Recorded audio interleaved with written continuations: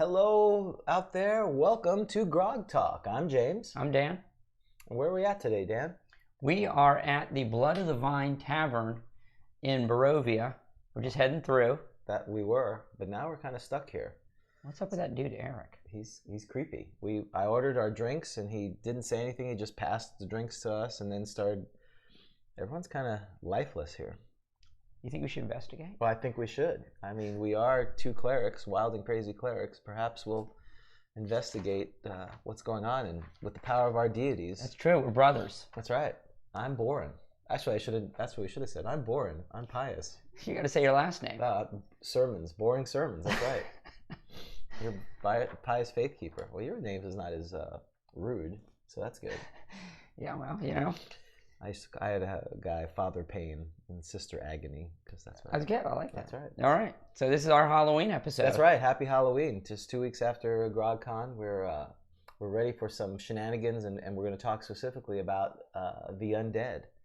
You know, first edition Undead. There were, besides the standard goblins and kobolds, that was the thing when your early adventure. You ran into a lot of them, and in fact, this is good. We need to do this because when we did clerics, we omitted turning, right? So this will be an opportunity to talk about turning. That's why we're doing this. That's right. We had to do a whole episode because we kind of screwed up. Yeah. Let's try to remember it this time. Yeah, that would be good. Maybe the people out there can help us remember if we forget. Right. That would be helpful.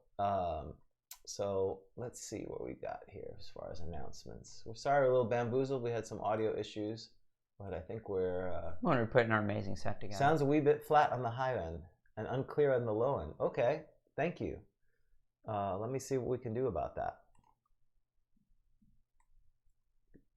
Let's see if we can adjust that for you. It's very impressive. You're like an airline pilot. It's like a cockpit. That's right. There's all kinds of shenanigans. There's all these controls and. Yeah, we're doing more than.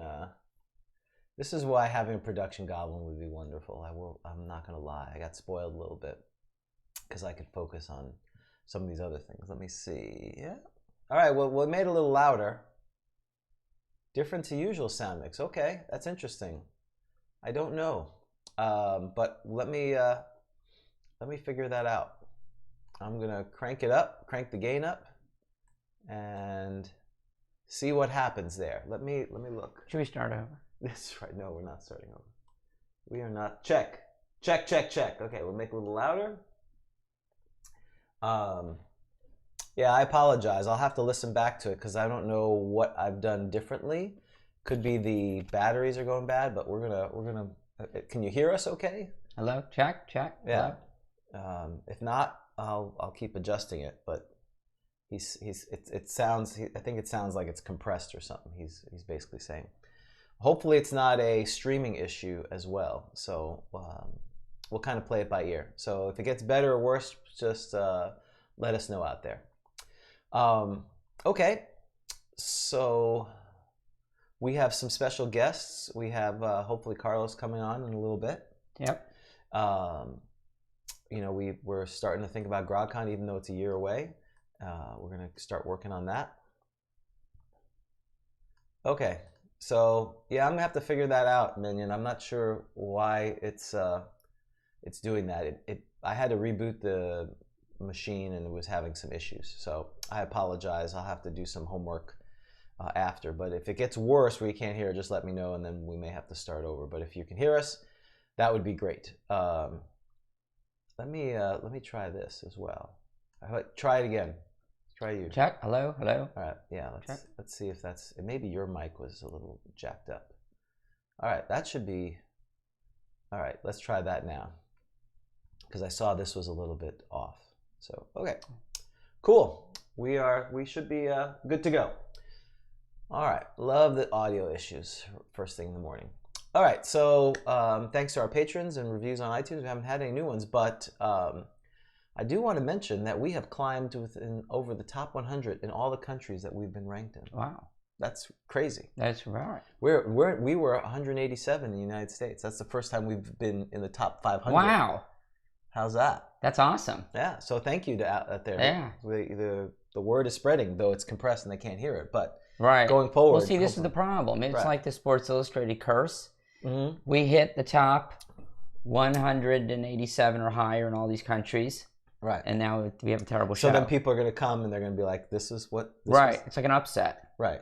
It up. was like that, like the movie that was hyped up too much. So yeah, I'm a little disappointed in that. So we haven't had any new iTunes reviews. If you were so gracious enough, if you listen to our podcast, if you can do a review, that'd be great.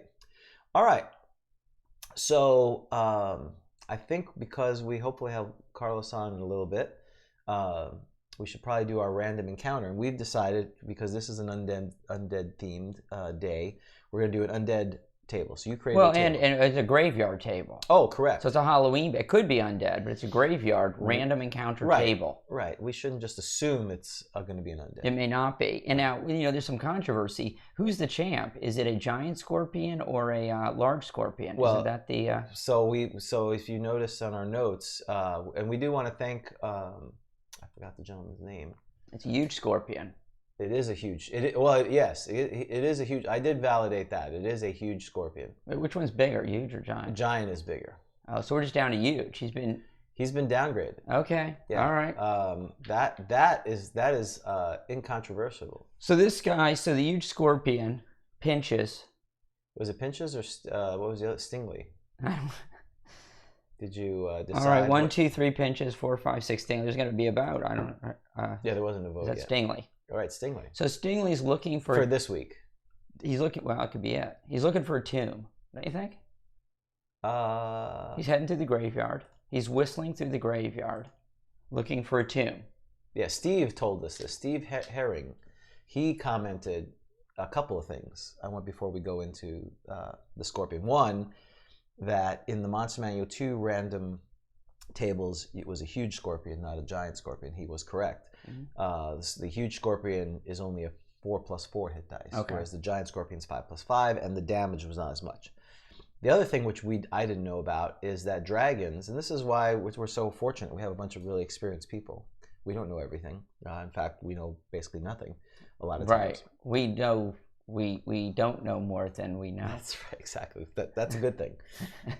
In the Monster Manual under Dragons, there's a section about the saving throw for a dragon, and it specifically says if you take their hit points, divide it by 4, and that's the equivalent hit dice they should be as far as saving. So Scarlet Rose should have been the highest level fighter on the saving charts. So because you have such a variance in hit points, right, based on age. Is that well, that and so typically the hit dice is from 9 to 11 for a red dragon. So the idea is as the dragon gets older and more mature, they become more powerful, more magical. Right. They should have a better resistance to magic via the saving throw is the concept. So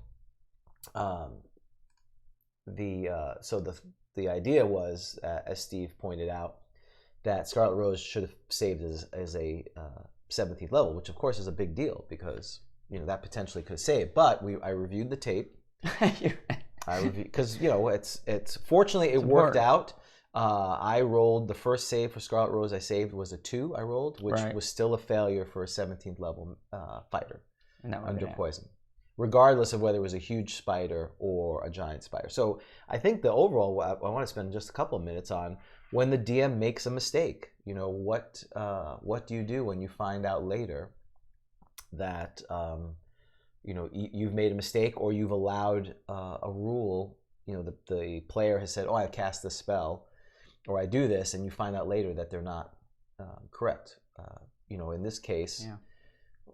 We're fortunate. We're fortunate we have people watching us, but in many cases we don't have that. In your normal local game, you're just showing up and you're playing. So how do you handle that? Well, I think the way I would handle that, I'm trying to think of situations in which that's happened. I think generally if the mistake is to the player's benefit, you assume that it was an act of divine intervention. You just go with it. You don't want to turn back the clock and make things worse for the player. But if the player should have lived, let's say, I think if there was a mistake and the player should have lived, I would probably, replay it and allow the player. I wouldn't want the player to suffer as a result of a mistake. Right. One can make an argument that what's done is done, and that's just the way the game is. It's like sports. You can certainly use a sports analogy. if it wasn't challenged at the time, Yeah. the New Orleans Saints didn't get to go to the Super Bowl, right? Right. On that play with the Rams. So that's how I would play it. I wouldn't want a character to die, for example, if. And what would you do in that case? So let's say in this case you were Pinches. Stingley. You're Stingley and you were killed because you were supposed to be 5 + 5, but you're only 4 + 4. Friendly cleric comes by and. Okay. Or maybe if I'm saving a scorpion, I'm an unholy cleric. And so I don't, in other words, everyone knows it's a game. I think you just make up some nonsense about you've been resurrected or whatever, just to keep it going. I don't know that everything's got to line up perfectly with the rules. What are your thoughts? I think typically it depends how long it took when you found the error. Oh, to be sure. If you found it within 10 minutes, I think anything past a few game turns, you have to just let it go, whatever happens. And then you have to do something to at least mitigate some of that. Yeah. It really is unfortunately, the stakes get higher when you're dealing with higher level magic. So you have a situation where, the person fails his save versus disintegrate. And then you find later, wait a minute, he's had anti-magic shell or something like that. Yeah. I think part of it is whose fault is it? If it's the player's fault, I agree. That they didn't know they had anti-magic shell, so sad, too bad. Right. That I think players need to be invested in their characters, and I say that caveat. If it's a player that's never played before, then you give them a little bit of a break. But then they wouldn't have anti-magic shell. That's why beginning players should start beginning level so they can learn the game. If it's on you, then I would try to adjudicate. I would talk to the player, say, hey, I made a mistake. You should have saved, and it was really egregious. It wasn't like you needed a 17 and you rolled a 16 and you really need a 16. You really didn't even need to make a save. Do you want me to figure out a way to bring you back in, or do you want to start over with a different character with similar skills? I tend not to try to fix things. I just assume those were the rules at the time and commit to getting better. And then I document it, what we did. And again, part of it is you want the players to help you remember all these rules. You're the DM is the referee, but it's a collaborative game. They should be helping you with some of this. And the downside to it is you get some rules lawyering, but the plus side is you want it to be a fair game where everyone takes advantage of it. Okay. So I just thought that was a good segue into some of the challenges that I think we as dungeon masters have when there's a lot of rules and sometimes you don't get them right. All right, so we're going to roll some random encounters. Okay, yeah. And so I've got this special. Should I disclose what it is, or should I just roll on? Should I disclose the contents of my graveyard random encounter? No, I think you should just roll. You want to roll? It's die 12. Right. So die 12. All right. You're scorpions in the graveyard. We'll post this. That's right. So Stingley. Don't post it. It's terrible. I just wrote it. It's like that's scribbled Instagram material. 5. That's Instagram. 8. A large spider. A large spider. That's not even a giant spider. A large spider. Let's not get confused now. It's a large spider. It's a large spider. Okay, so if you go to the monster here it is. There, perfect. Right. That's it. Let's see. Can you see that? Yeah, you can. There's a large spider. Nice. All right. Spider. This is not going to go off the large spider. You don't think? I'm thinking Stingley's gonna. Yeah, large spider is not very. You didn't even do giant, so. No, or I did huge. large. We'll try it. At least there's some consistency. Large, huge, and giant. So large is not as large as giant. So it's. I forgot about huge. Yeah. All right. They scuttle and scurry about on walls, ceilings, and floors, in and out of their webs. See, but so this is appropriate. Right for Halloween, in and out of their webs. Always, I love this. Always searching for victims. Right. Because I remember this came up in a game once where I had these large. This is heavy. I know. This is nice. Yeah. I don't kid around with my Halloween that's stuff. Nice. So the spider came out and attacked, and the player complained that why in the world do you have this aggressive spider? Hey, man. But they are aggressive. It says they are 90% likely to attack any creatures within 3 inches, so that would be within 30 feet. If it's inside. If it's in a graveyard outside in a couple of trees, it could be 30 yards. That's right. It could be just roaming. So I mean, I think this is significant. So large spiders are flying through the air. Exactly. I love it. Large spiders are not like, giant rats are not aggressive, right? They actually only cornered, right? Right? They seek to avoid it. I mean, they're rats. If I could say these are spiders. These spiders are aggressive. So if you see a spider, boom. Players get smart after a while, don't they? They always look up in a dungeon. Especially if you're first level. Right? You definitely want to look up. If you see webs, generally stay away. Right. Avoid it if you don't have to. Burn it right away. Burn it or just keep moving. I can tell you. Can we give away spoilers? Yes. Little spoilers on modules? Sure. Okay. So I ran, as you know, Citadel by the Sea, one of my favorite modules from Dragon Magazine. And 78. Well, very good. And as you may remember, there was a room in there with a lot of cobwebs. Right. And there was a broken door.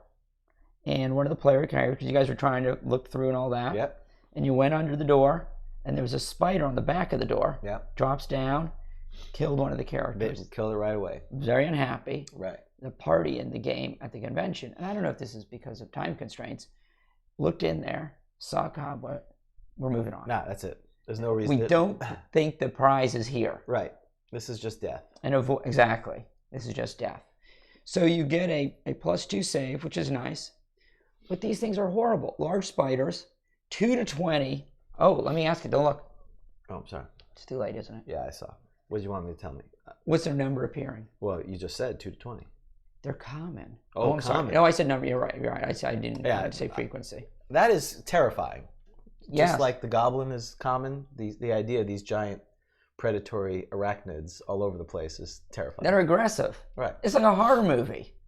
It's like Kingdom of the Spiders. Right. And if they hit, they're 1+1. That means they hit like a hobgoblin, which we talked about last time. So they're equivalent to a second level fighter, basically without bonuses, plus or minus. I'm kind of just. Why are they equivalent? Why? Because they're 1+1. So 1+1 hit dice is equal to, actually it's correct, to a third level fighter. If you look at the third level fighter table and you look at the 1+1 hit dice, they need the same scores. That's really surprising. Yeah, so they're equal to a third level fighter, and so they're very likely to hit you. And if you're a first level anything with poison, most characters have less than a 50-50 chance. Only a cleric, and obviously a dwarf, and I think halflings get saves against poison too, but I'm pretty sure dwarves do, because they're constitution. Yeah, right. Yeah, I think it is. I think it is halfling, gnomes, and dwarves. So this is why they're next to a white in a first level. Oh no, wait. Maybe that's save. I'm sorry. Maybe that's just save versus spells higher. I think gnome is higher for spell. Yeah. And I think halfling is too, aren't they? It could be. Maybe it's just gnomes and we dwarves. can look it up. Poison, I think, is just dwarves. Oh, sorry. really? Okay. I don't know. It's definitely dwarves and then potentially some other ones. I thought halflings were a little. But so Minion says a spider doesn't stand a chance. He may be right, but anything with poison has a puncher's chance, so to speak, right? Like in a boxing match, if you got So halflings get poisoned as well. Halflings get poisoned as well. Halfling and dwarves, but not gnomes. Really? Again, what do I need to tell you about gnomes? Yeah, that's all right. All right. Okay, so these guys are really. So are they in houses? Like you're sleeping, right? And in the corner. Is a giant, how medium size, it's large. Oh, well, yeah, no, this is the worst. Huge spiders are also common. Right. And they're medium sized. Right. They're common. Right. That's massive. Common where, though? So they're getting into your house, so you come home, and there's like an enormous spider. Who's a 5-level fighter. Yeah. That's terrifying. So you'd need an exterminator. Well, and what's interesting, I was listening to a podcast that I tweeted, the Grognard Files. Shout out to the Grognard Files. They were talking about city adventures, and there was, I forgot, one of the folks who was designing them that they were reviewing said, these city adventures are rife with this death and destruction. I mean, that's not how a city should be. You should be able to traverse around and not constantly being attacked. So, the idea of that there's a 20% chance in every household that there's a giant spider seems kind of Yeah, you ridiculous. could see, so maybe hotels could advertise like we're spider free, Right, but like guaranteed, bed bugs, like bed bugs. We are spider free, giant spider, huge spider free. We've exterminated. Well, that was one of the first jobs we had in Pelennor, wasn't it? Yeah, we were spider killers. It was like a Daddy Longlegs. So one of the Dragon magazines had additional spiders, which I thought was pretty cool. We should do a spider segment then. Oh, I'd love to do a spider segment because I want to know, why are these spiders sitting there in a dungeon? And where's the food? How do they get in there? How does the giant spider get in the dungeon? Why is he there? That's the whole ecology. That's That's the whole idea of the ecology of spiders, which again is ecology of all these creatures. Yeah. Oh, hold on. Oh. Hold on, just a second. Carlos Lysing. Is it 8:30? Calling in. It's 8:30. Well, because we're always behind. We need to do the combat though, don't we? All right, hold on. Or shall we switch to? Hold on, we're gonna start. I can hear you. Hold on. I don't think you can hear us. Yep. Oh, yes. Yep. Yes. We can hear you. Hold on. You can't hear us. Check. Jack. Hold on a second. Check. We love live TV. Let's see. How about now? Let's see. Can you hear us now? All right, hold on. Let me adjust the mic here. We started jibber jabbering, and our jibber jabber didn't help. We were talking about spiders. Well, that's our random monster is a large spider. All right, I'm rolling. I'm moving this over so you can see some of us at least. This web camera is a little tight for us, but you'll see Dan. Hold on. Let me get you. Put your headphones on there, Dan. Good point. All right, I got to turn you on there, Carlos, onto the main screen here. Oh, we are live. Oh yeah, we are super live. Yep. I just got to get you set up here. We were having some audio technical issues. Wait, is that a lozenge? What are you eating, Carlos? Okay, look at this. James has a bag of lozenges. I have a bag of lozenges. All three of us. Hey, Carlos, if you could just move your camera a little bit north so we get more of your head. Or sit back. That's perfect. Cool. And 3, 2, 1. Boom. Look at you. Now you're there. Good morning. How are you? Awesome. How about you guys? We're good. We're a little rough. Just not.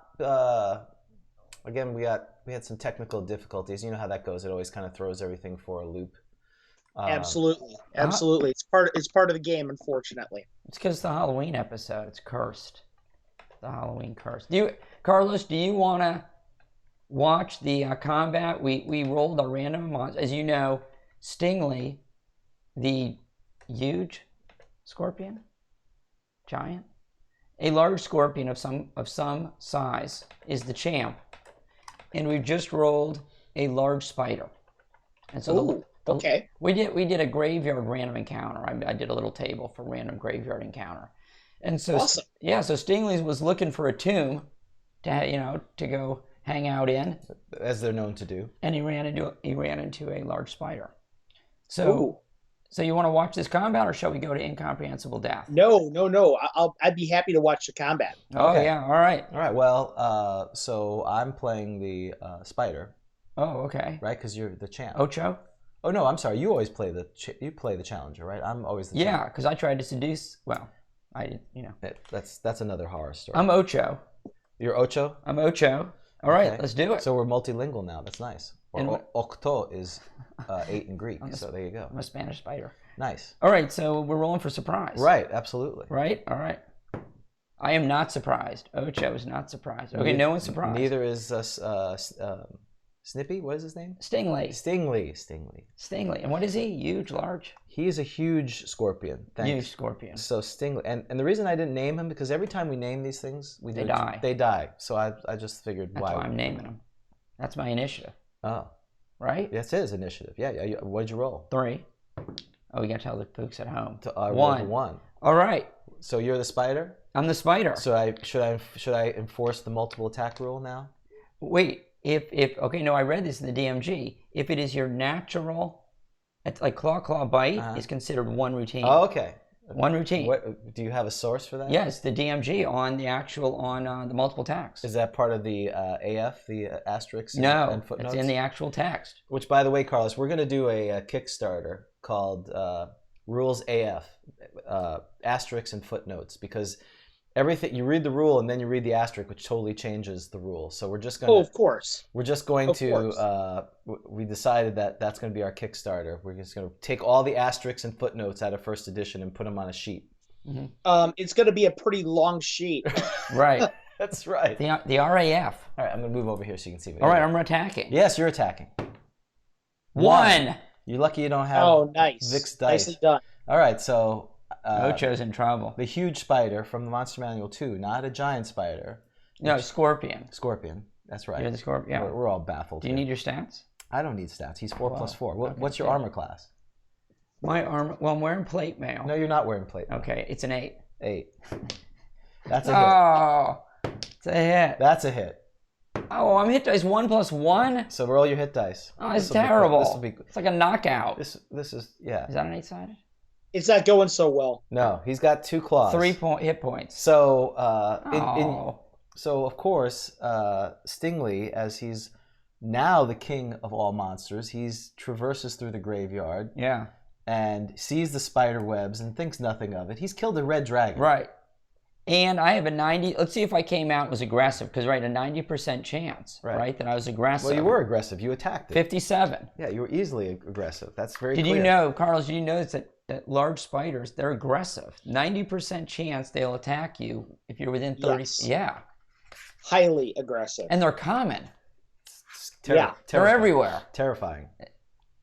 So, I have 3 hit points. Next time you need to do this giant marine spider. Oh, that would have been good, yeah. 7 plus 7 hit dice. Okay. Look out. Well, so you have 3 hit points?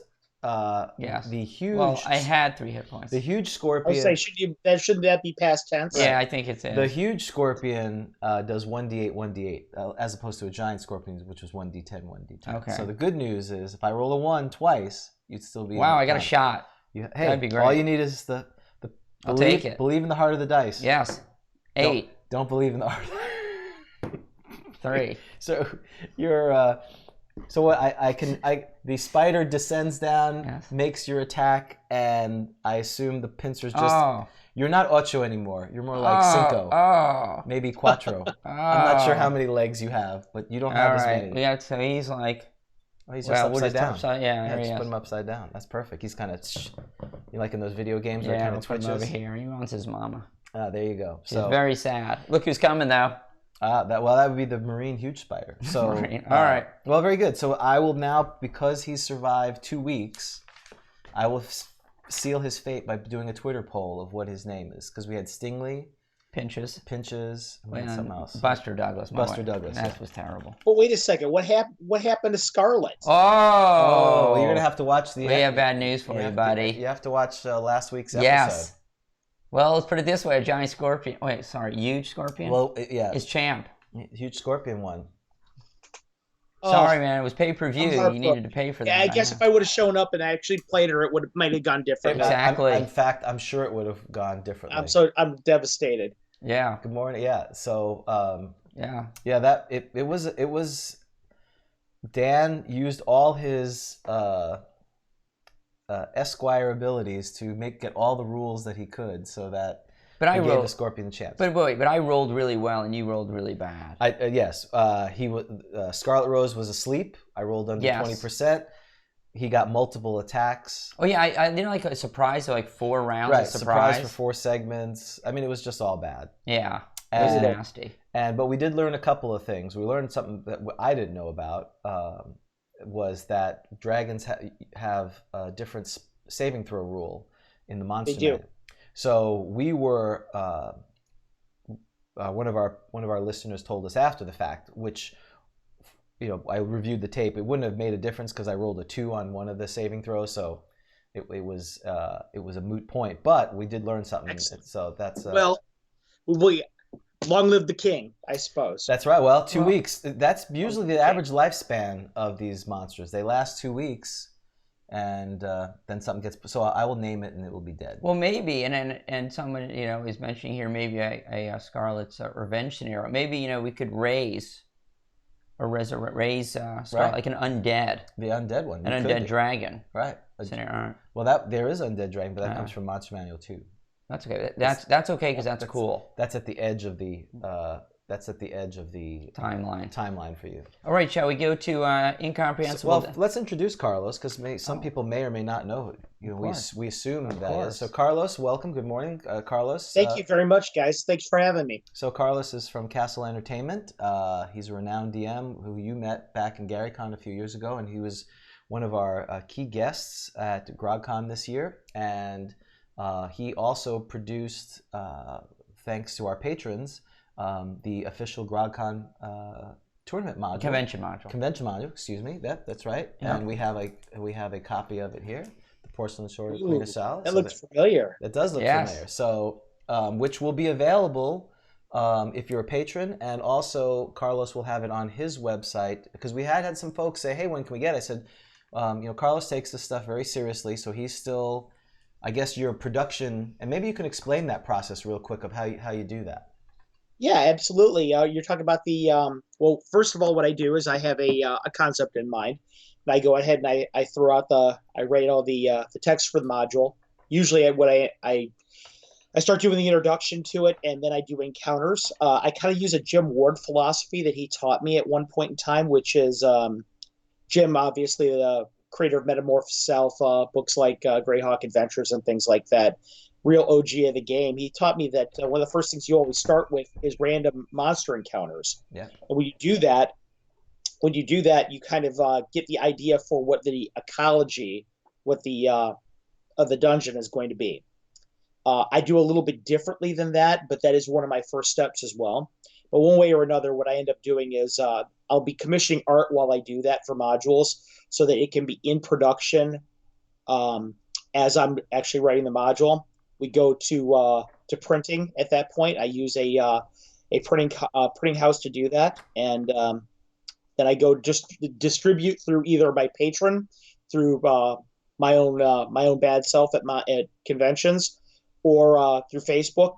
But soon we're going to be, and in fact, probably here at the beginning of next month, we're going to be releasing CastleEntertainment.com. Oh, wonderful. Which is going to be where everything is going to be available to everyone.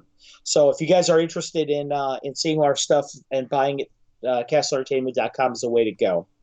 And I do recall your modules on DriveThruRPG. Is that correct as well? They were on DriveThruRPG. The old generation of the modules are on DriveThruRPG. They're about to be discontinued because, quite frankly, I wasn't very happy with the print quality on DriveThruRPG. Okay. My new distributor and fulfiller is actually much higher quality. Okay, great. And I'm really committed to bringing a better product with every iteration of every module I create. For example, what you guys see in Ashala is probably the highest production values I have at this point. Yeah. But as I go forward, my patron is really what fuels the sale of the books is what fuels my ability to make better and better products. So you'll be seeing interior art as I get the patron bigger. You'll see rear cover art. You'll see all kinds of crazy stuff like that. So yeah, I hope that pretty soon we can really start kicking it into high gear like that. Well, if again, what we saw was really amazing. And just, can you pull that over again there, Dan?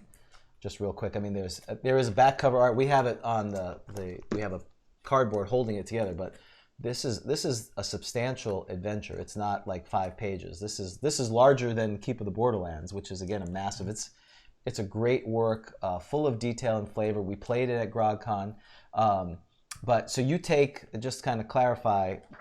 You write it, you have a concept, you put it together, then you do play testing, and you do. I do.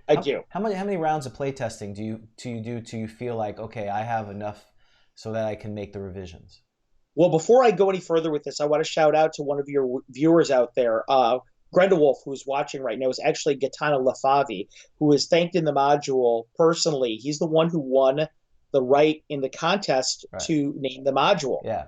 So thanks so much, Gaetano. Without your influence on the title, I would have never come up with the concept of the module. Right. It definitely wouldn't have been the product that is now, and it would have met with the success it did down at GrogCon. I felt like it met with pretty good success, guys. Oh my goodness, huge, absolutely. Huge. Everyone loved it. It was super fun. Great Thanks. adventure. But anyway, going back to what you were saying about playtesting, what I do is I do an internal playtest here at Castle Entertainment headquarters, as it were, right back here, and then I will take it out into the wild to a convention, at which point it will receive anywhere between 1 and 4 playtests before it actually is released into the wild. Fantastic. I like to do that because the first iteration of the books, if you were to open up your book, you'd notice that there's no printing number in the inside of it. Gotcha. Every Castle Entertainment printing book has, like, for example, the next iteration of Ashala will have all the playtesters written inside. It's already been done, by the way. As a matter of fact, it's already up to the printer. And it'll say first printing on the inside of it. So anybody who happens to have the copy that you have, it's actually a collector's item. Yes. Yeah, and we're going to give this copy away off on Twitter because... You just said it's a collector's item. And that's why we're giving it away. Oh, that's awesome. You got it backwards. No, I want to give the collector's item. That to me is, part of the... And so we want our patrons are going to get PDF versions. I think you should give yours away too, now that you're a Twitter person. 1, 2, 3, it's a yes. No, 4, 5, 6, it's a no. It's a no. I'm keeping it. That's man. right. You're keeping Mine. it. I got you. Now we'll get it. All right. I think you guys know a guy that might be able to get you guys another copy. Another guy. You know a guy who knows a guy. I know a guy who knows a guy. That's right. Exactly. All right. So we shift to and before we after Incomprehensible Death, we do want to talk to Carlos a little bit because Carlos has some exciting news about a special guest, so we want to make sure that we talk about that. Okay. Thanks so much. Before he leaves, so that maybe we'll save that to after Incomprehensible Death, as keep people in anticipation. Yeah, I had after GrogCon, I had a convention and work, so my Twitter maintenance has been down a little bit, and my dear friend in Japan, Menyon, was saying our sound is not 100%. So I've got some housekeeping to do here now that we're back without the travels are over. So it's going to be nice to do that. So we have asked Carlos to work with us because this is our Halloween special to do an Incomprehensible Death. So Carlos, take it away. If you want us to introduce our characters, I think we should because I put a lot of. Should, but I first of all, I'm honored to be the Incomprehensible Death guy. I think I'm getting a reputation for being incomprehensibly deadly at shows, and my modules are incomprehensibly difficult. Right. I'm getting that reputation. I see. People are running from you. You're at a con and people I don't know. I mean, I'm still selling out, fortunately, but guys, don't be scared. I only killed 4 players in one shot during James' game, I think. Don't fear the Reaper. That's the kind of thing. You can't see my Halloween themed thing. It looks like a undead dungeon master with a bunch of skulls there. So citizens of Greyhawk, on your feet or on your knees. Exactly. So I stayed up late last night putting a lot of effort into these characters. You did. I think it's only fair. They're great. Thank you, sir. I do have one. There is something on there that stood out to me that I just got to know the answer to after you introduce them. Okay, so we're brothers. Yes. So who are you? James, you want to go first? You're my younger brother. Yes. I'm boring sermons. Let me speak to you about the great deity. Wow. Luthic. Gosh, what's your charisma? 6. Well, surely you have some other good stats, probably. No. Not. Are you strong? No? No, actually, this is pretty representative of my own stats in life. This is very depressing now that I look it over. What? I randomly rolled. 6, 6, 9. Did you randomly roll the magic item too, Dan? No. Okay. I picked him. And so, you have a magic weapon, don't you? Yes. What's your magic weapon?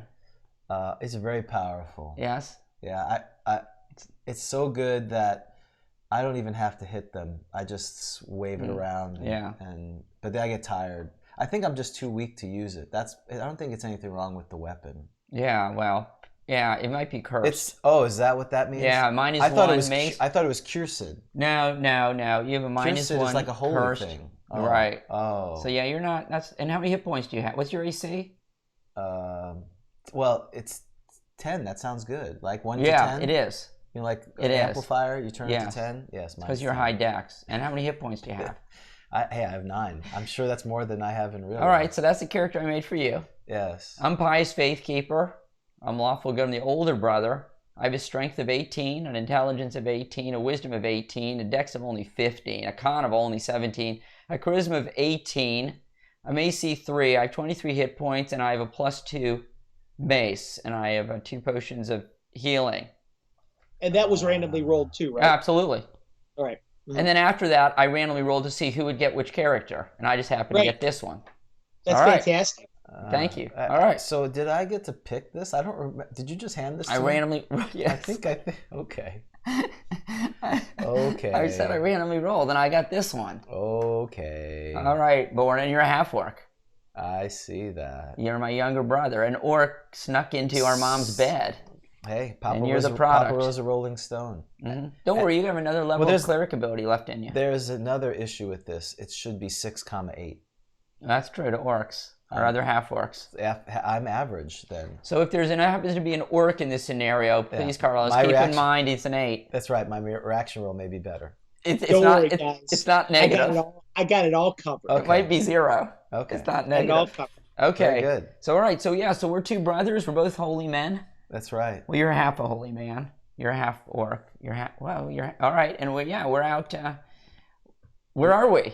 We'll hand it over to you now. Before we go any further, there's one part about your character sheets I would like to address. Okay. Could you please tell your audience what gods you represent? Sure. Yes, I worship Athena, goddess of wisdom and combat. I am a servant of Luthic. Isn't she the mother goddess? The claw. The long nails? Yeah, she's the mother. Where's here? Do you have? Yeah. She's the mother goddess. How in the hell did that happen?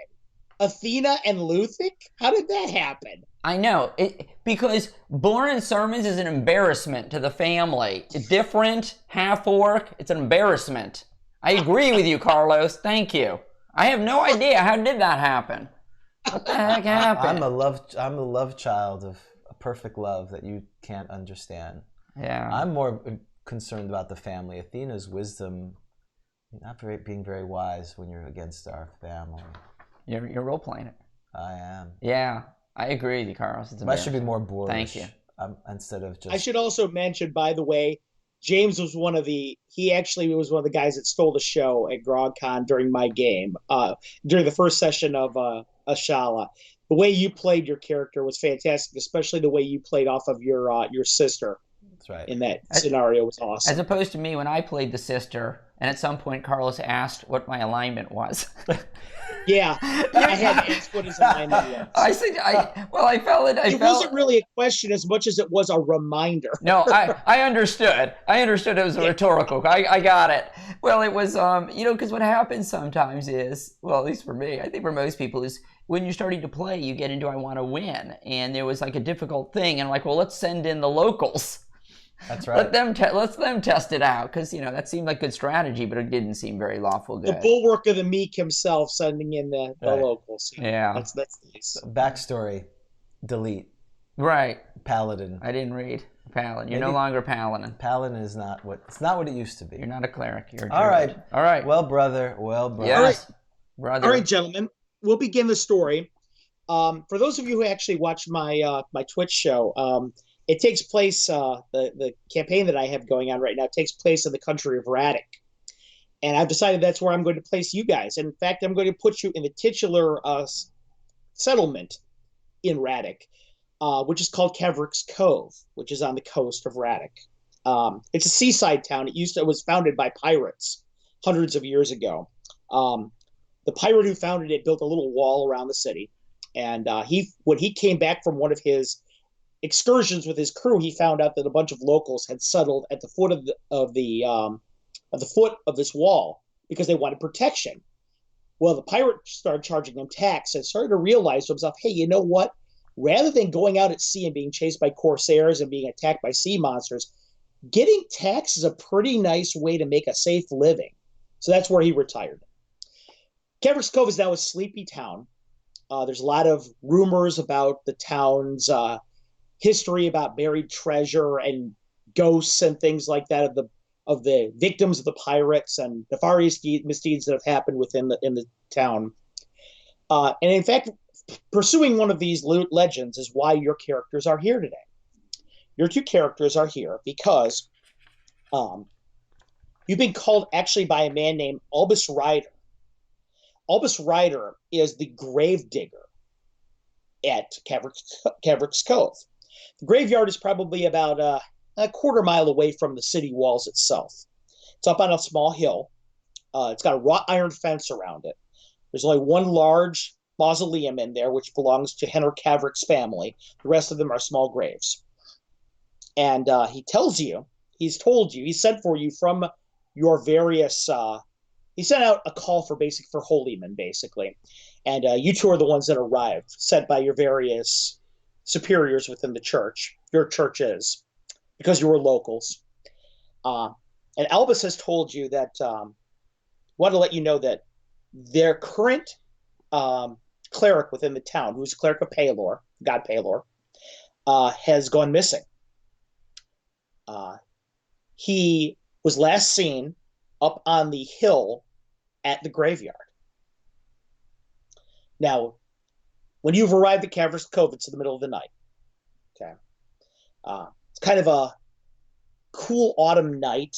There's a little bit of mist on the ground. The moons are great. The Orth has two moons, and they're both peeking slightly through the clouds. Gossamer moonlight spreading all across the land. Very eerie kind of night. It's kind of night that people lock themselves in their houses within Caverick's Cove because of all the rumors. But Albus suspects that whatever has happened to him has probably come. It's one of the restless dead from inside of the in the graveyard, and so nighttime is really probably the only time you're going to get to the bottom of the mystery of what's happened to this priest. Albus absolutely refuses to come with you inside the graveyard. He says that no one's really sure what happened. The priest was sanctifying the graves and was polishing up graves headstones that were in disrepair, and that's when he disappeared. And now I leave it to you, gentlemen. You can see the small foot-worn path leading up the grassy hill, up to the wrought iron fence. Big archway over top of the fence that says Caverick's Cove Cemetery. All the headstones in nice rows along the outsides of the wrought iron fence, and in the middle, the big mausoleum that's in there. Oh, there, yeah. There's also, you can see some ravens are alight on the different along the wrought iron fence. There's somebody put a scarecrow in the back of it, but nobody seems really to. They don't seem too afraid of it. How you guys proceed? Now, and nothing's more exciting than watching people pick spells. Right. But we're clerics, so we haven't picked our. Can we go real fast and pick our spells? Sure. Absolutely. All right. Now that you know the scenario, it's probably even better for you to pick spells now. Okay, so yes. How many do you get? How many first level do you get? Well, what's your wisdom? My wisdom's 19. No, I'm just kidding. 9. Don't forget that Boren sermons with a wisdom of 9, Carlos. I just want to make sure, because everything needs to be fair here, that he has a 20% chance of spell failure. Yes. Yeah, he does. Yes, that's true. Thank you, brother, for your wisdom. You're welcome. Yeah, you got the orc wisdom. So helpful. Yeah, you didn't get mom's wisdom. You got your dad's wisdom. He was a great fighter. Yes, and that's why you became a cleric. That's right. That wasn't a smart move, was it, Boren? So I'm going to take protection from good, since I'm neutral. I will take detect good. Create water. I'm going to take detect good, protection from good. Okay. Boren, you're awful.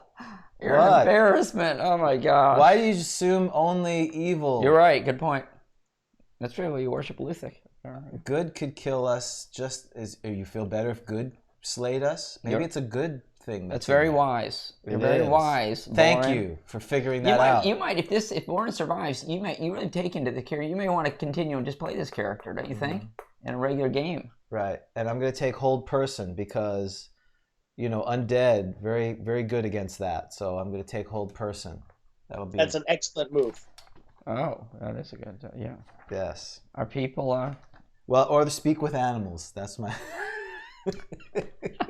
That's my other choice. Oh boy. I'm ready. Hold on, I'm not okay. Let's go. In fact, while he's thinking about it, I walk forward. Okay. Wait, I'm coming.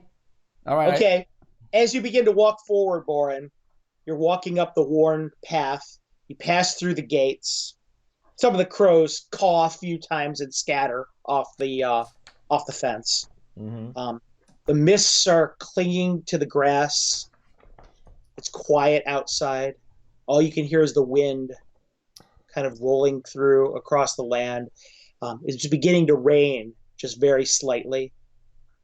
Boren, your brother has come up beside you, has rushed up. What have you picked for the day, for your spells? I have picked Remove Fear, Protection from Evil, Light, Detect Evil, Silence, 15-foot radius, Augury, and Find Traps. That's perfect. There'll be no healing here. That's right. Who needs it? Who needs it? So you just came up to me? Yes, and I grabbed you. It's raining. Notice that all your clothes are hand-me-downs from me and have a bunch of holes in them. Right. Okay. So it's a little bit cold, but you know what? Well, I'm not cold. You're very used to that, Boren. That kind of whole thing. I mean, quite frankly, you're used to hardship. Your brother, that's one thing he doesn't quite understand is he's lived a life of luxury and with you living in his shadow while you take all the brunt of things for him. He doesn't really understand the fact that you've become accustomed to these things. Yes. And in fact, I will ask, because it's nighttime. It is nighttime. And you mentioned the moons. Both moons are they visible at all? Are they providing any illumination? Yeah, they peek through the clouds every once in a while. The clouds as they move by. This is a seaside town, so the cloud motion is actually quite rapid past them. So is he able to see, or do we need some illumination? He could see. His sight is a little bit compromised, but for the most part, he can see pretty well. Okay. You, however, can see perfectly well. Yeah. So I sneer at him as he comes up. I see you from a mile away. Hopefully, the friends in there will not be so. You won't be so visible to them, brother. I smelled you a mile away. I was upwind, so you're right. We're brothers. That's what we do. I'm sorry. We're always fighting. I'm loving it. Go ahead, keep going. Go play the hell out of it. All right. Well, so tell us about the front. We're at the front of the mausoleum. No, we're right in front. We're out the gate. Oh, at the gate. Yeah, you just. Are you paying right attention? In front of the gate. I can barely see. Where? To put a torch on then, so that whatever's in there can see us. Whatever good force that's going to destroy us is in there. Shh. What? You're so noisy. All right. What is the gate? Does it appear to be locked? No, the gate's wide open. Open. In fact, the gate, you see a padlock on it, and a chain that are hanging there. Okay. Someone was trying to get in. Thieves. Yes. Grave robbers. Someone was trying to get in. We should move forward. Have the ranger track. No. We don't have a ranger. Oh, that's unfortunate. It's just you and me, brother. Okay, let's do it. We're heading in. Yes. Okay, you guys begin to walk in. Yes. Side by side. Side by side, striding. Walking through the gates, there's a worn path that leads all the way up to the mausoleum, bracketing on both sides long rows of the headstones. You look to the left. Various headstones you can see. They're in various states of repair. Some of them are quite ancient, while some of them are relatively new. I'd like both of you to make me a D6 at this point in time. You know what? It's large spiders. Probably. Don't you think? Oh boy. They're common and aggressive. I think I should have a special action. Bore them to. I should have. Right. Start a sermon. That's gonna be my attack. That's like a turn. Right. You do a sermon. I rolled a 4. Exactly. You turn people. That's right. I turn everyone. You turn them away. That's right. Stop. Actually, I rolled a 3. yeah, 3, 4, and a 3. Bear in mind, as a neutral priest of Luthic, by the way, your turning ability is not turning undead. You know that, right? Yeah, we've talked about that. What I can harass them basically. You could either rebuke them or you could command them potentially as well. Okay, there you go. Well, if I can command them, what's your movement? Yeah, that's all I have I'll be to running. say. At any case, at any rate, what are you guys going to do at this point? I should probably cast Hold Person on my brother and use him as bait, but I'm not wise enough to do that. So let's keep moving up there. You look to the left. Yes. I'll look to the right. Oh, thank you, brother, for your wisdom. And I roll. Are you going to circle? You're going to circle the mausoleum up the sides. Yeah. Wait. Oh, is that what we're doing? That sounds off the great. path. Don't leave the path. We're leaving the path. What do you want to do? Pious. Oh, great. I'm the wise one. Uh-huh. Not in real life. Actually, you're not sure if I'm No, we're not drooling splitting the party. or rain is coming. I'm drooling / rain is Let's just falling. walk up to the... I say we just take the path up. Brother, we're going to take the path. The path leads right to the mausoleum, right? This worn path, Yeah. right? The path leads right to the mausoleum. And we're going to walk straight up to the mausoleum. I don't want to go off. I'm not going off. It's about it. We're not going off this path. We're not splitting the party. Okay. You walk to the mausoleum. Yes. You get in front of the stone door. There's a stone door there in front of it. The stone door does not look like it has been disturbed in a very, very long time. You can see a little bit of cracking on it with age. There's script on it in common. Here lies the Kavrik family. Henner, Estella, Korik, Stella. Legia. All these names going all the way down. Different dates on it. It says, as we lived, so we died. As we died, so we lived. Okay, so I want to investigate what my Find Trap spell. How long does it last? And don't I have a... Oh, that's level 2. You don't know how long your spells work? The wind kicks up slightly in the background. You can hear it whistling through some of the graveyard, some of the fence. You're casting Find Traps. Yeah, so it has a duration of 3 turns. Oh, that's good. That's wow. Yeah, I'm casting Find Trap. You've actually seen him do this before, Boren. What happens is your brother's head is suddenly surrounded by this gentle nimbus of light, and his eyes kind of glow briefly. Kind of a glowing helm is upon, like a Greek-style helm is upon him, as the wisdom of Athena grants him the ability to see the traps. The door is untrapped. Okay, and just to let you know, that's 3 turns, right? So that's 30 minutes. You know, Okay, cool. So that all right. So that means my head's continuing to glow. No. Not 3 minutes. 30 minutes. I mean 30 minutes, right? Yes. So okay, all right. So why don't you try to open that door? You're the strong one. You're a half orc. Okay. What's your strength? 6. Okay. So you got mom's strength. No, you get to roll maybe. I don't know. Can he roll for open door? He has a 1 in 6 chance. Yeah, he can. Okay. No. It's like it is actually a 1d. Yeah, it's 1d6. I'm sorry. I push on it and so. All right. Out of the way. It's so Out I of. need to roll me another d6. Both of us or just me? Yeah, both of you. Oh, 1 this time. Oh, good for you. I fell down. 1. We both got a 1. That's it. Both of you. You guys are moving. You see your brother pushing on the door, and Help both me, of you, brother. as you hear the sound of like a crack. And then you realize it wasn't the door itself. So you both spin around behind you from where you heard it, and you see a piece of fallen timber that's broken in half. Oh, that scared me, Pious. But it wasn't there previously. You're sure of it. What good omens are these? Let's get inside. I'm trying to open this door. Okay, go ahead and make me a 6.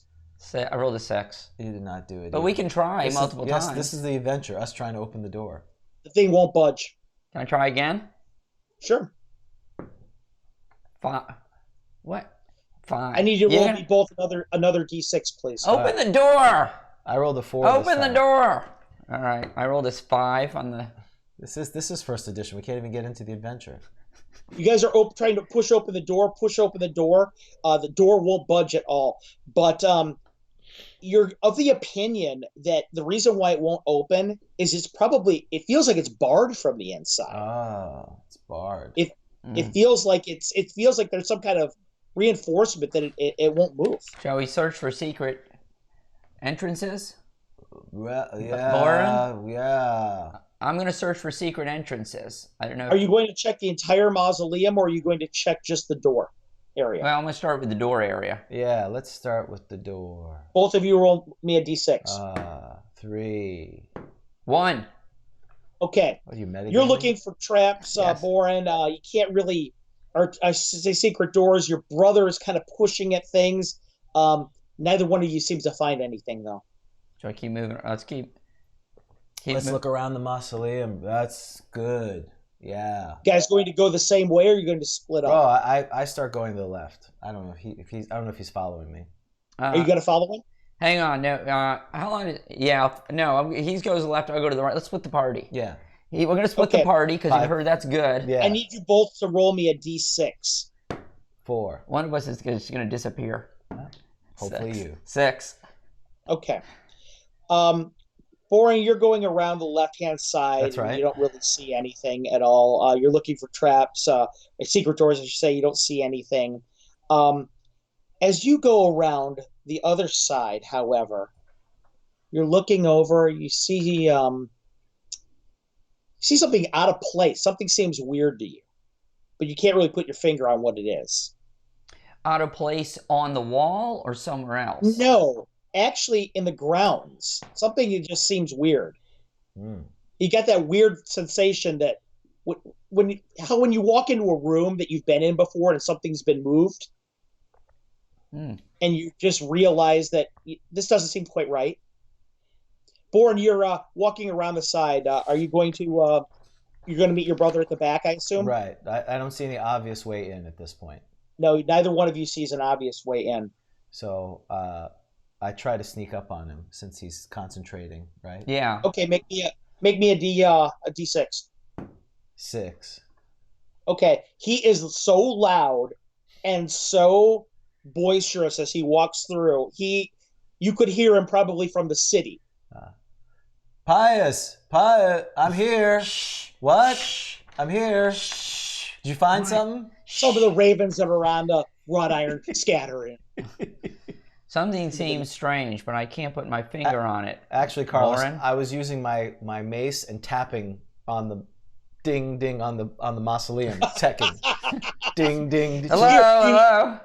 Right. You can hear the hollow sound of the mausoleum as you keep hitting it and things like as I'm that. going around, I'm hitting the side of Banging it. on it. Yeah. Mm-hmm. It's hollow. Oh, thank you. You're welcome, bro. Good work. Okay. I give him candy. I give him candy corn.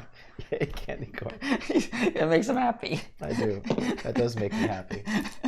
I'm gonna. Okay, we gotta get it. We gotta get. Gentlemen, both roll me another d6, please. We're never gonna even make it in the mausoleum. 3 and a 4. 3 and a 4. 3, 4. Okay. Sound of the wind is kind of kicking up, and both of you guys are looking at the mausoleum, looking at this, and then you both have this horrid feeling, the sense of terror that grips you, like something cold walking up the ladder work of your spine, like spider legs up, crawling up your neck. Something terrifying is near.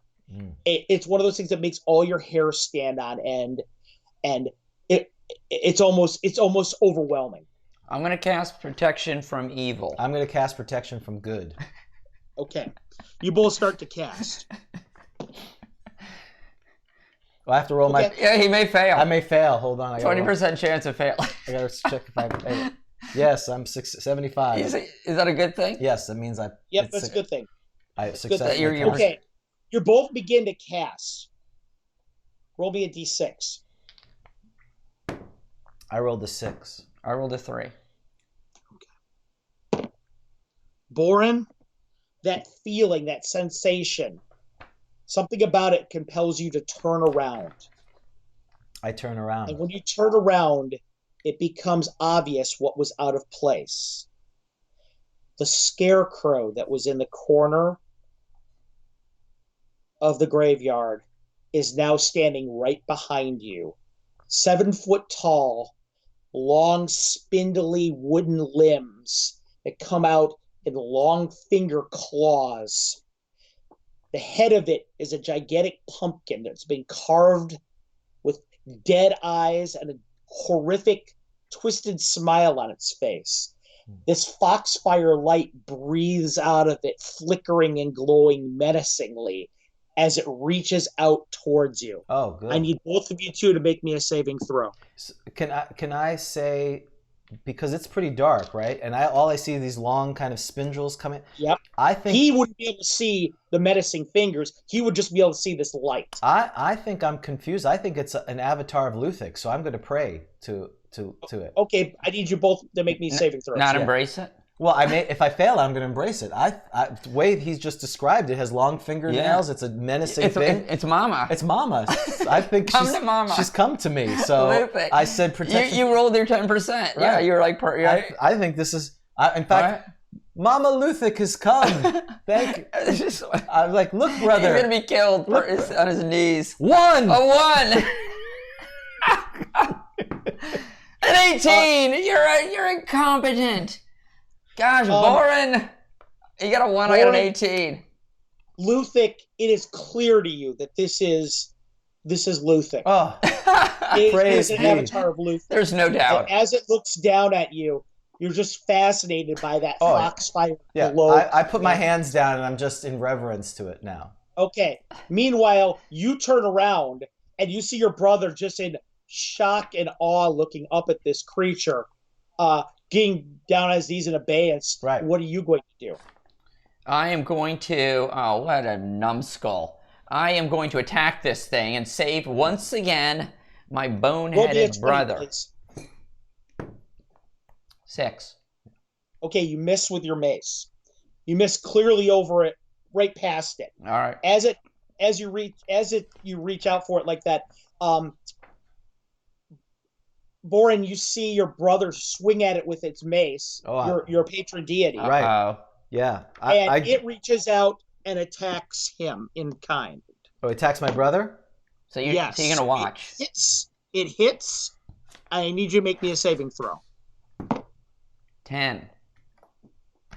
Does that make it for spells for you? It does not. That's a fail.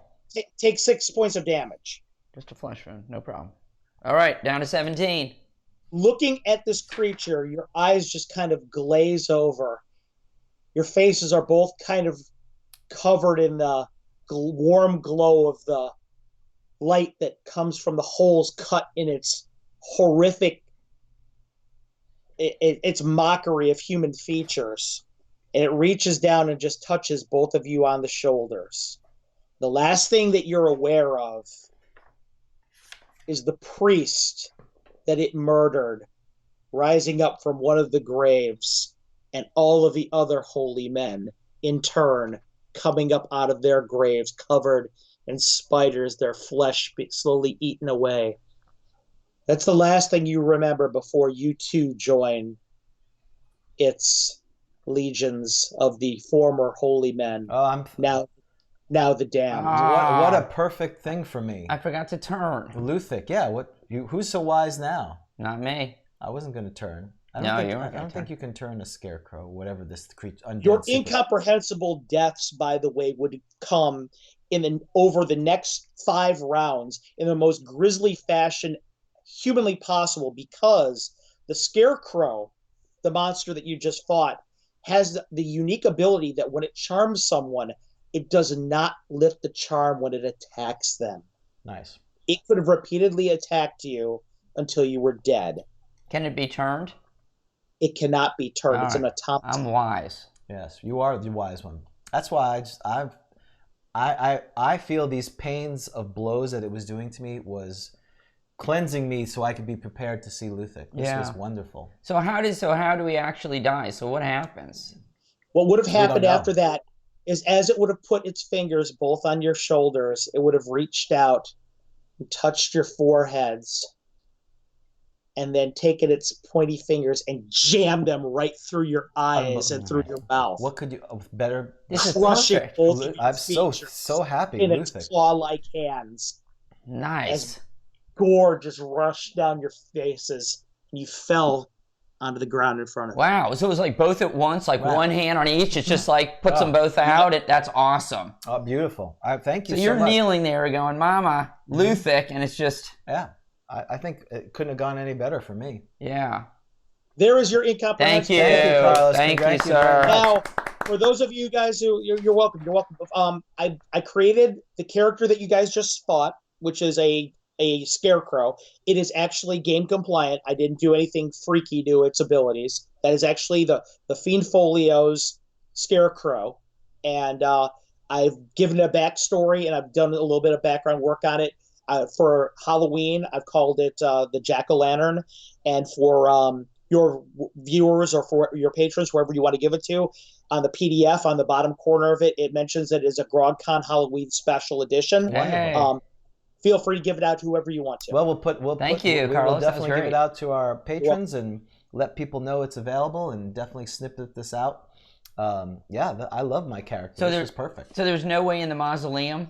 We weren't supposed to get in the Mausoleum. The Mausoleum was a ruse. I was just using it to distract you while the scarecrow moved around. And you did. That was awesome. Thank you very much. This should be a Luthic temple now. People, in fact, I should have been writing prayers thanking Luthic for this, so that other Luthic clerics will come here and die horrible deaths too. Right. You're right, Gitano. I have thought about that grisly act a little too much. A pilgrimage to the That's Mausoleum, right? Right. An orc and half-orc pilgrimage. If you're not wise enough to figure it out, you deserve your death. So. Yeah, all right, Boren. Man, I blame you, Boren. What do you mean? How do you blame me? What do you mean? You're just lucky I didn't get a chance to cast Hold Person on you because you were attacking my deity. That was the next thing I was going to do. I know.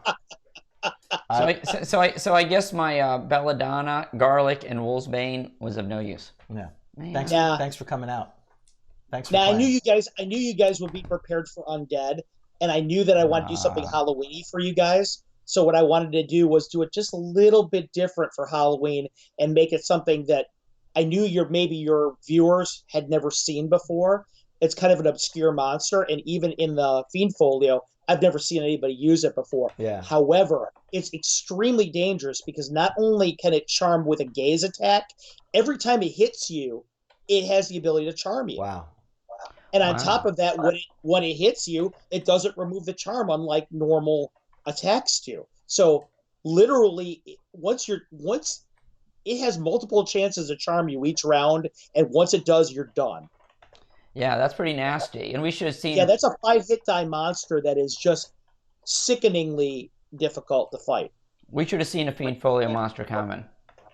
Mm-hmm. I should have seen that. With Carlos Lyson. Right. It's going to be a Fiend Folio monster, we of love course. it. Yep, all right. Yep. You got us. That was definitely an you. incomprehensible...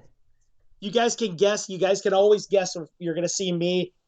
If you're going to do a Castle Entertainment module or anything like that, there will be at least one Fiend Folio monster in there, and probably more than that, and at least one monster manual too. That's like the teacher telling you before the test. There will be at least one question out of chapter 3 or whatever. Well, again, you got to remember, when I've designed modules, I started Castle Entertainment as it was modules for conventions, for convention play. And I was going to GaryCon, and I was realizing, hey, man, I'm looking around my table. I'm like, I've got 6 expert-level players here. They've seen all the tricks before. Right. They know all the rules. I've got to really dig deep to surprise these guys. So that's why I dig deep into those bags of tricks like that, too, because I found out that they're really not prepared for those kind of monsters. Right. To Absolutely. be sure. Well, Carlos, you've got some exciting news. Yes. Because I know you... I do. So check this out. A lot of you guys know that I've kind of been inspired by podcasts like yourselves, and my good friend Jay Scott does one called Lord Gavin's Peak. Okay. Every last Monday of the month, I do what I call Castle Talk, because a lot of my stuff is based around Greyhawk. Castle Hawk is sort of my pigeon version of that for when I have to write Greyhawk stuff and I have to file the numbers off to respect IP. Well, I do Castle Talk. My first Castle Talk was a great success. I had my good friend Alan Grohe on there. He's one of the most knowledgeable guys you'll ever meet about Greyhawk. He's done a lot of expansion work on Castle Greyhawk, a lot of Lost Caverns of Socanth work, which is my favorite module of all time. Wow, okay. And he's just a wonderful guy. So I had him on there. We talked about demons and Igwaliv a lot for October, in keeping with my theme of the month. Well, I've been able to leverage some of my contacts through the industry a bit, and I've got some really, really exciting guests coming up in the next couple months. I'm starting it off this month, which comes this Monday at 8:00 p.m. Eastern Time. I'm going to have Jim Ward as my guest. Okay, Fantastic. For those of you guys out there who don't know who Jim Ward is, shame on you, first of all. Right. But Jim was one of the original players in Gary Gygax's Greyhawk campaign. He actually wrote the very first science fiction game ever, which was Metamorphosis Alpha. He is the one who created the Spellfire collectible card game. He's the one who he did a lot of work on Gamma World, and he's also notable for writing the Greyhawk Adventures hardcover. But Jim, if you know him, is probably best known for Deities and Demigods, writing that book, which is one of the originals there. That is attributed to both him and Rob Kuntz. He is one of the true gentlemen of the hobby. He's been around forever. I mean, one of the Circle of Eight for Greyhawk is named after him, Drawmish. So it is my very great honor to have him as a guest. I'm very excited to ask him about stuff about the world of Greyhawk, about his background in gaming, a lot of things, misconceptions about the world of Greyhawk, and some of his particular contributions to the gaming world. For example, a lot of people know this, but the world of the Deities and Demigods book that you just held up, there's two very distinct editions of it. Right. One contained Mamibian and the Cthulhu mythos in there, which were later removed after Chaosium and the Moorcock estate complained to the TSR Industries about that. Well, a lot of people have laid that at Jim's feet. Oh, really? And Jim has subsequently he's made no bones about what the truth of the matter is about how that all broke out. And that's one of the things I want him to be able to tell everybody out there, tell him the story about how that all happened. For those of you out there who know a lot about the background of gaming, I'm sure some of you know all this, but it'll be a treat for you to hear it from his lips. I'm sure. Absolutely. And some of his insights. I mean, this is one of our he's kind of a living legend after a fashion. I mean, he's one of the few of the originals left that we have, and I couldn't be more pleased to count him as my second guest. Wonderful. Yeah. So if you send us the Twitch link, we'll obviously put it on our site. We'll tweet it out because I know a lot of people really want to see that. Yeah, looking forward to it. I'm super excited by it. Like I said, I mean, he's just having spoken to him many times over at GaryCon and things like that. He is a friend, and I couldn't be more pleased to have him with us. That's awesome. That's great to hear that, because to your point, not everyone knows the history of that, and hearing it from quote unquote the horse's mouth is always a great thing. So that we'll be looking forward. That's this Monday 8 p.m. So hopefully and what's great about Twitch is you can go back and watch the previous ones. You can watch it live, which is obviously optimal, but you can go back if you go on a Twitch client if the provider. Right, and we also, Castle Entertainment, also much like you guys, we mirror our show on YouTube as well through the Castle Entertainment channel. So that's something you could do if you missed the show, or you just want to tell your friends about it, and maybe it's been a long time since you saw it and Twitch has removed it now. You guys can go ahead and look at it through YouTube. It'll be there in perpetuity, and it'll be really cool. Okay, I'm hoping I can match his what he brings to the table, even a fraction. Yeah. But to your point, James, what you were saying, it's very. I think there's something very salient in that. Is that I can go back to a little bit with my background with another the original creators, and that was Darlene Pacul, which many of you might know from the art in the original books and creating the World of Greyhawk map. I'm working on a particular special project for the World of Greyhawk right now, and I decided it would be very cool for Darlene to do my map. So I reached out to her. I kind of tracked her down. It wasn't easy. I tracked her down and reached out to her, and I got to find out that she thought that nobody cared anymore. She thought that everybody had forgotten her. That she, that she was shocked that anybody remembered her. Or this is not unusual. I have found a lot of these original creators that are responsible for the hobby we love, that brought so much joy to our lives, a lot of them don't really understand exactly. I mean, we celebrate Gary, and that's great. We celebrate Dave Arneson, some of us do. It's wonderful. They should be. But don't forget, there's a lot of other people out there that brought, this stuff to her. Some of them are dead, like Don Kay and Dave Arneson. Yeah. But some of them are still around. I mean, people like Jim Ward, Rob Kuntz, they're still around. I mean, they're people that we really need to remind, I think, exactly how much gratitude we have to them for what they brought to our lives. Absolutely.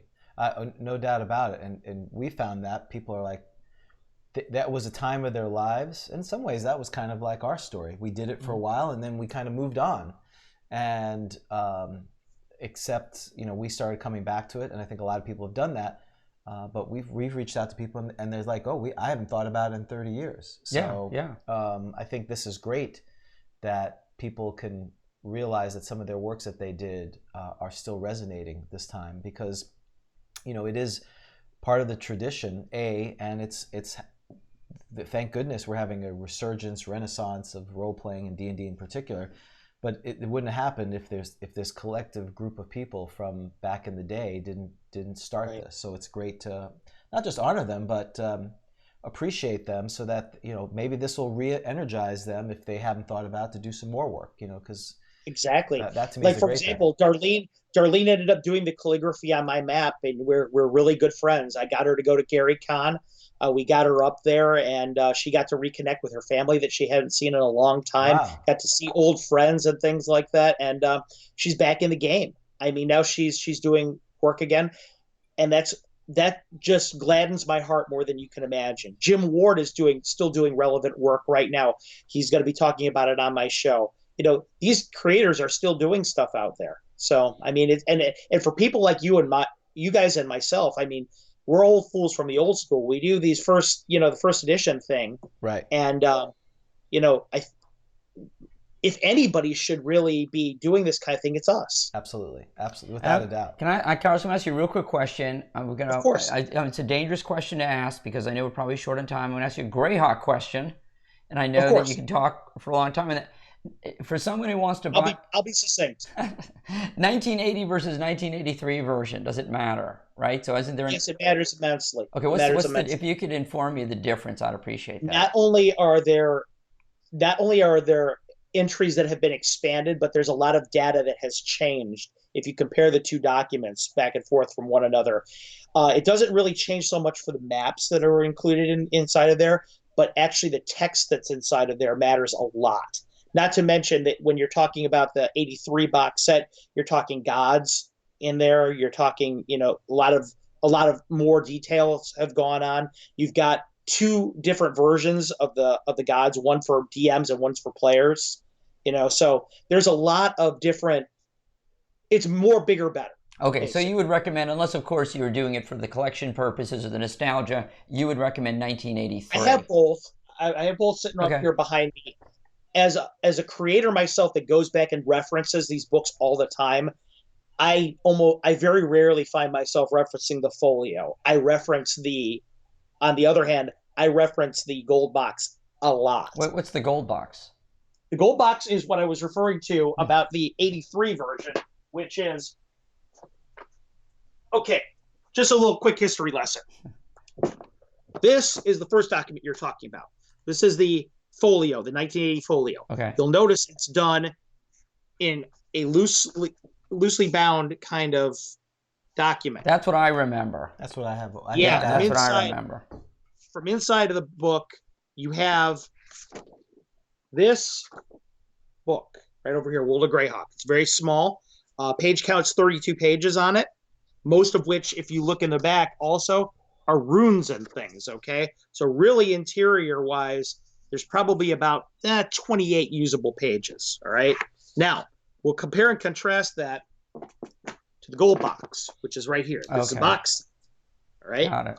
Inside the gold box, you've got not one, but two full 64-page books. Oh, So gotcha. without overbearing the point, without overburdening the point, there's a lot more material in that gold box than there is in the 80 folio. Now, there's a lot of people who do prefer the 80 folio because it was what they were used to, and it gave them their first real look at the world of Greyhawk.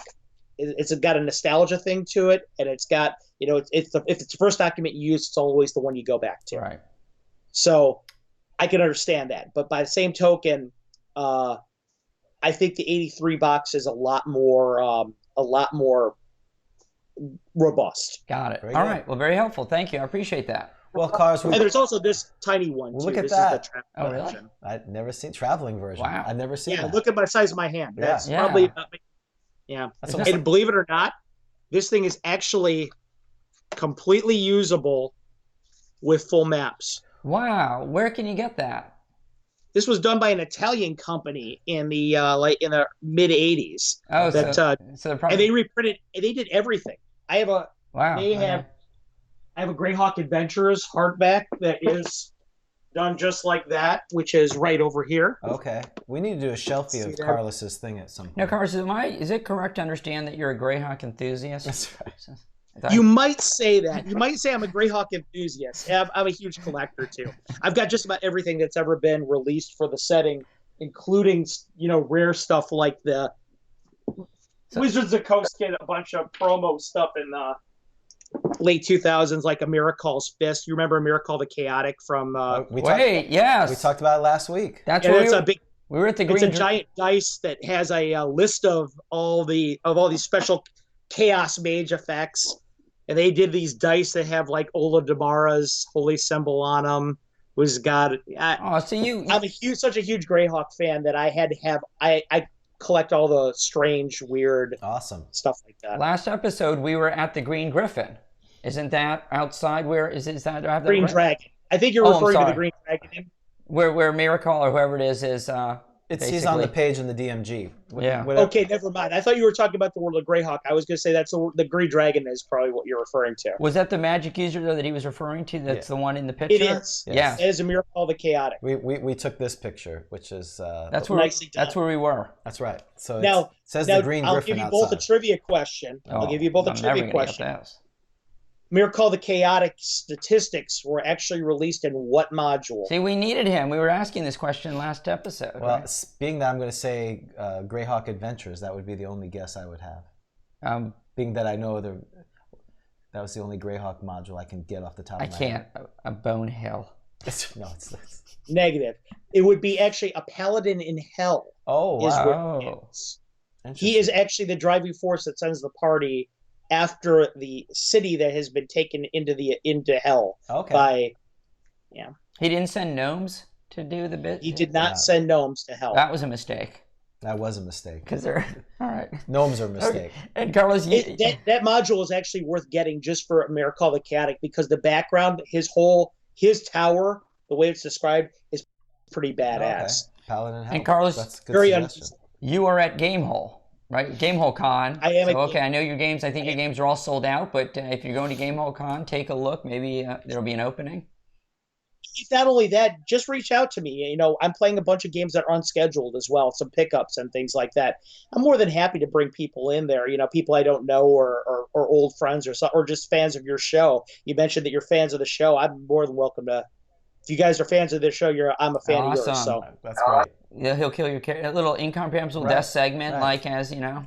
He does that. He does that between sessions. Yeah, it's like he needs like 2 minutes. Yeah, come for the main session. You'll stay for the incomprehensible death.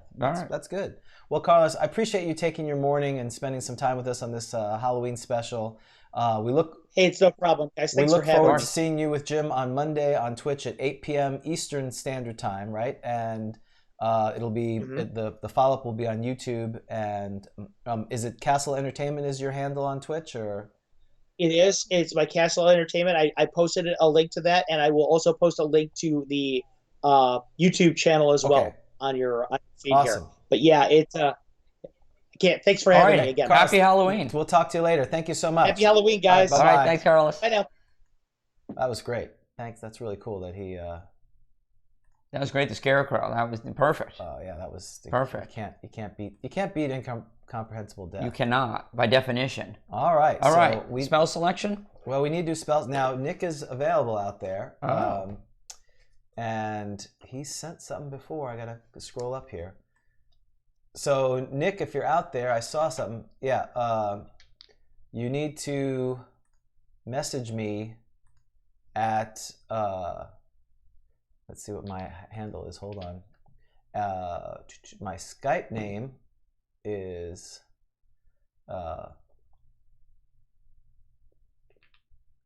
just actually why don't you text me your text Dan and I your Skype address, and I'll message you on it. And just to let you know, I have rolled the random spell selection. Oh, you did? Okay. We decided to do, I think, keep things moving along.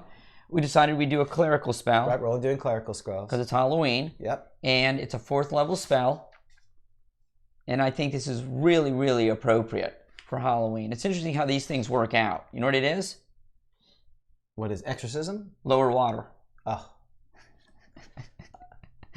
So, listen, that's not a terrible spell.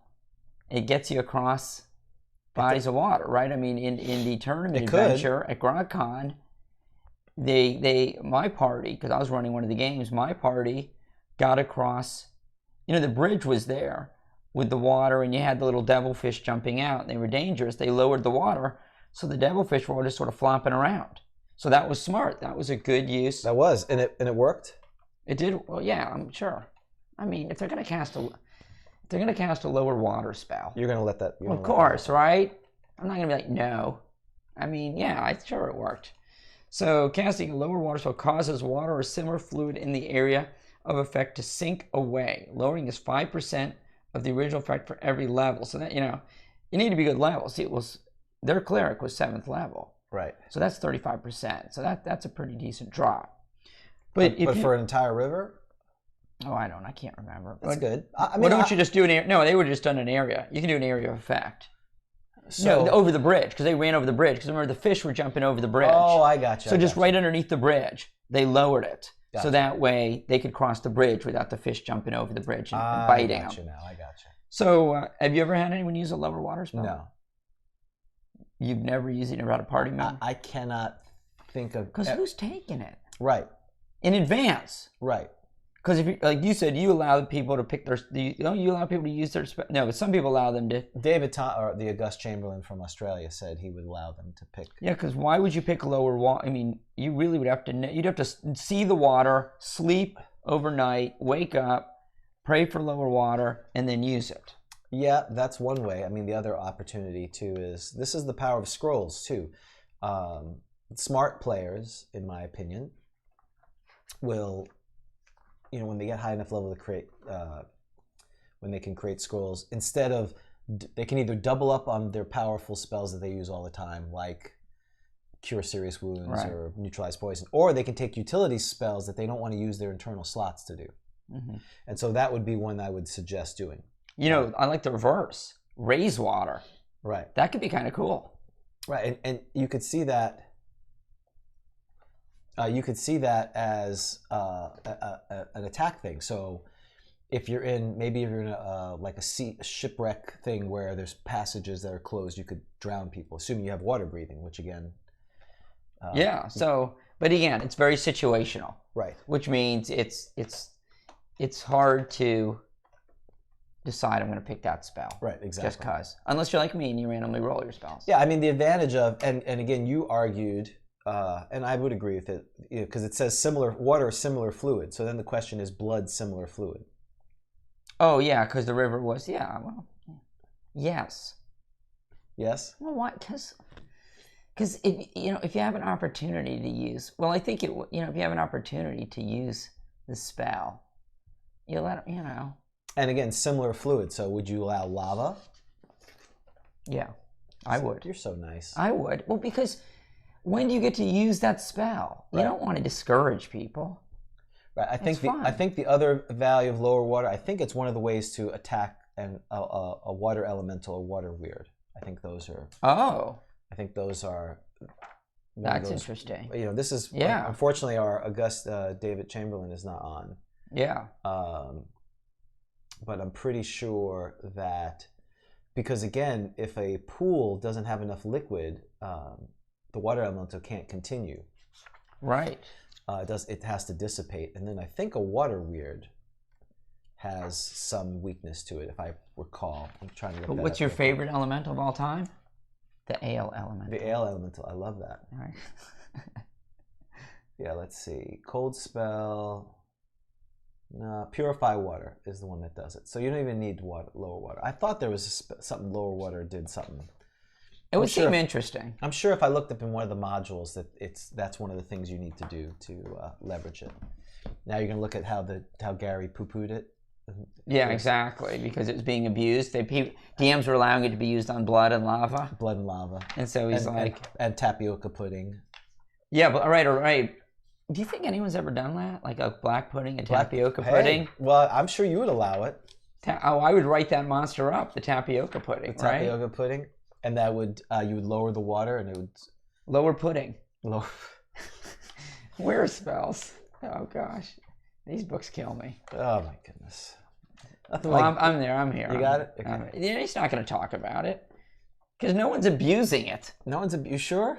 Oh, come on. Who's abusing lower water? There's only one. Detect lie. Yeah. Yeah. Remind you does not reveal the truth. Yeah. It just detects lie. It always, yeah. Right. All right. Very good. Okay. So we have invited a second guest because you were just up in your game here. You're like, we're putting decorations up. We're talking Undead. And we have a good friend of ours who I'm going to get set up in just a second. Why don't you introduce him while I try to get Sure. this? So this is Nick Manito, and he loves old school D&D. He's a big collector too. He collects a lot of old school materials, and he also does reviews. He's done online reviews of different modules. He loves old modules. He loves reading them, and so I asked him if he would be willing to come on the show and do a review of several modules that one would associate with Halloween, including Teagle Manor. Okay. Right? Classic Judges Guild Haunted House module. And also from Judges Guild at the same time came out the House. God, these cobwebs. Am I going to be attacked by a spider? You're going to be attacked by cobwebs. House on Hangman's Hill, which also is a Judges Guild module. And of course, the famous, right, one with from TSR, of course, Ravenloft. Oh, God. Critical fumble. There's too much stuff up here. Those cobwebs, they cause problems when you're trying to get stuff underneath them. They do. So which one is that? This Teagle Manor. Teagle Manor, yeah. Teagle Manor by Judges Guild. Yep. Oh, God, I'm doing this again. I can get them out again. You are brave. I am brave. Teagle Manor and Judges Guild. Do you have Ravenloft? You probably have Ravenloft. I don't have Raven. I had Ravenloft. That's a sore subject for me. Ooh. Did you let me borrow it? No. That wasn't me. That was back in the big dispersion. Got it. Yeah, we're working through this. There should be a. We're trying to get Nick on here. Again, it was one of those situations where we had all our stuff at someone's house. Yeah. And we're like, "We'll see you next week." And I just took the stuff I needed. I didn't take everything. Oh, yeah, that bad move. So that kind of. All right, he's having a little technical issue here. So you know what I'm going to do? Or you want to work on that, and I'll get some cereal going? Yes. So apparently this is how. Oh, I don't need these anymore, do I? Wait, one second. Go ahead. Okay. Well, I'm gonna keep it ringing, Nick. See what happens. I'll let you how this continues. Yeah, when you apparently when you click on it, Nick, you have an issue. So I'm going to say you may want to. I'm going to shut this down and restart it. And let's see what happens. Maybe it's on my side. I'm gonna start with Blueberry. So what was the genesis of eating cereal? You just want to taste In my it? ever? No. Oh. Do you eat cereal normally? No, I do not. Well, Okay. yes, I do, but I eat like kashisha or something. Oh, it's a very healthy. Some fancy thing. The healthy. Well, it's very healthy. But so, look, so many of us from back in the day, don't we remember? Blueberry and Frankenberry. Yeah, and don't give a whole lot because we No, I know. Like, oh, That's plenty. okay, it's just enough to get a taste. All right, so what we're going to do, Nick, is we're going to call you in just a second. I'm going to use the phone. I'm just going to call you, so it won't be Skyped because this is not working. This milk's getting kind of warm. Well, it sounds great. Did you buy it today, or is it sitting in your car all night? Oh, yeah, I got it last night. It's in the trunk. Is that a problem? Okay, there you go. You're going to be rating these. All right, so you should have done a blind taste test. I should have just shoved it in my mouth. Like you wouldn't have known. Let's see. You know, my son, one of them doesn't have it with milk. He just... That's good. This actually is not bad. Welcome to YouTube. They can hear us crunch. This is exciting TV. Wait a minute. We had listeners. Let me see. They've all dropped. I like that. It's really good. All right. I'm gonna call you in just a second. All right. No, hold on. I gotta eat the whole thing? Oh yeah, because then you gotta get you're gonna decide which you like best. Like I want a Frankenberry. Oh, I'm gonna keep eating this. Do you have something I can spit into, like when they do wine taste testing? Right. Yeah. A Right. spittoon? I do not have a spittoon. Something to clear my palate? Oh, look at the color on this. Oh, that's awesome. What do you think of that? That was pretty good, you said, I gave it a 7. 7 out of 10? Yeah. I'm giving it an 8. That's fine. Oh, sorry, that's like too much. Wait, you didn't even get... Oh, look, hold on. Are you putting your hands in it? Yes, because you need to get a... Oh. Here. You need to get a marshmallow. I assume the marshmallows, they look the same. They're just blue colored. What do you think? Does it taste different? That's right, Sugar Buzz. This is compelling stuff. I'm gonna put this video, us eating cereal. It'll probably be our biggest video ever. 3.4 thousand views. That's right. Thousands of people watch James and Dan eating cereal. I don't like this as well as Blueberry. I'm gonna give this a 5. Look, it's not as a pronounced taste. Either that or my sugar taste buds have been assaulted by the first one and they're just dead to it now. That's right. All right, hold on. We should just mix them together. What's heresy? By the way, no patron money was spent on this. This was Dan's own money. That's true. It was only like $7 for all 3. Free shipping. You can't beat that. If you waited 2 weeks, they'd be like $2. I know, right? I should have waited. Okay, now this is the classic. I think everyone agrees. This is like the best. You're gonna need some more milk, aren't you? Yeah. Yeah, hang on. I think so. This is the best for I think this is gonna be the best. That's good. Yeah, I give that a 6. Yeah, I give it actually a 5. Oh, 5. I thought Frankenberry was better than what was this? We're crossing the streams. This is like crossing the streams. That's the winner. You gotta take a bite of that. So this was this your childhood, Dan? Yes. Where you would just eat random cereal in Halloween? Well, you ate this back in the day. We got the yellow boxes, cornflakes. Oh. We barely lived on the streets. Well, yeah. No, we had Frosted Flakes. We weren't allowed to eat this stuff. Are you ready to vote? This is definitely, I like this better. Number 1, the winner. It's kind of a cocoa, like an Ovaltine. It is like taste. a Cocoa Puffs. Oh. Number 2. And number 3, we're not even going to vote on Yummy Mummy. Grog Crunch Talk. That's it. Right? Nothing says. I'm sure people are listening with their headphones, and all they hear is crunching. God, that's horrible. All right. We're terrible people. That was good. We should give away those boxes. Nothing like stale cereal to... Yeah, we can get this away to our patrons. Are you gonna mix them together? Yeah. All right. Okay. Let's. We're gonna call Nick. Excuse me. So, I just want to call Nick. I don't want to call both of you.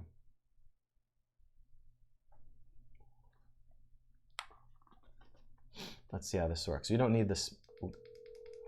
I don't need the headphones. Good. Nope. You don't need the headphones. Good. It can be headphones. It is. Hello. Hey Nick, how are you? Good. How are you guys doing? We're good. Glad you. Sorry about the Skype issues. Can you hear us? Yep, I can hear you. That's okay. It's the first time I've tried to use it, so I'll try and see what was acting up. Yeah, no worries. Can you just make sure you mute your YouTube because you're talking to us now? Yep, just got that down. All right, great. So Dan had introduced you, and we were talking about some. You wanted to review some of these modules for us and talk about them. So why don't you briefly introduce yourself and how long you've been playing and what got you in the hobby and what you're doing now? Okay, my name is Nick Manito.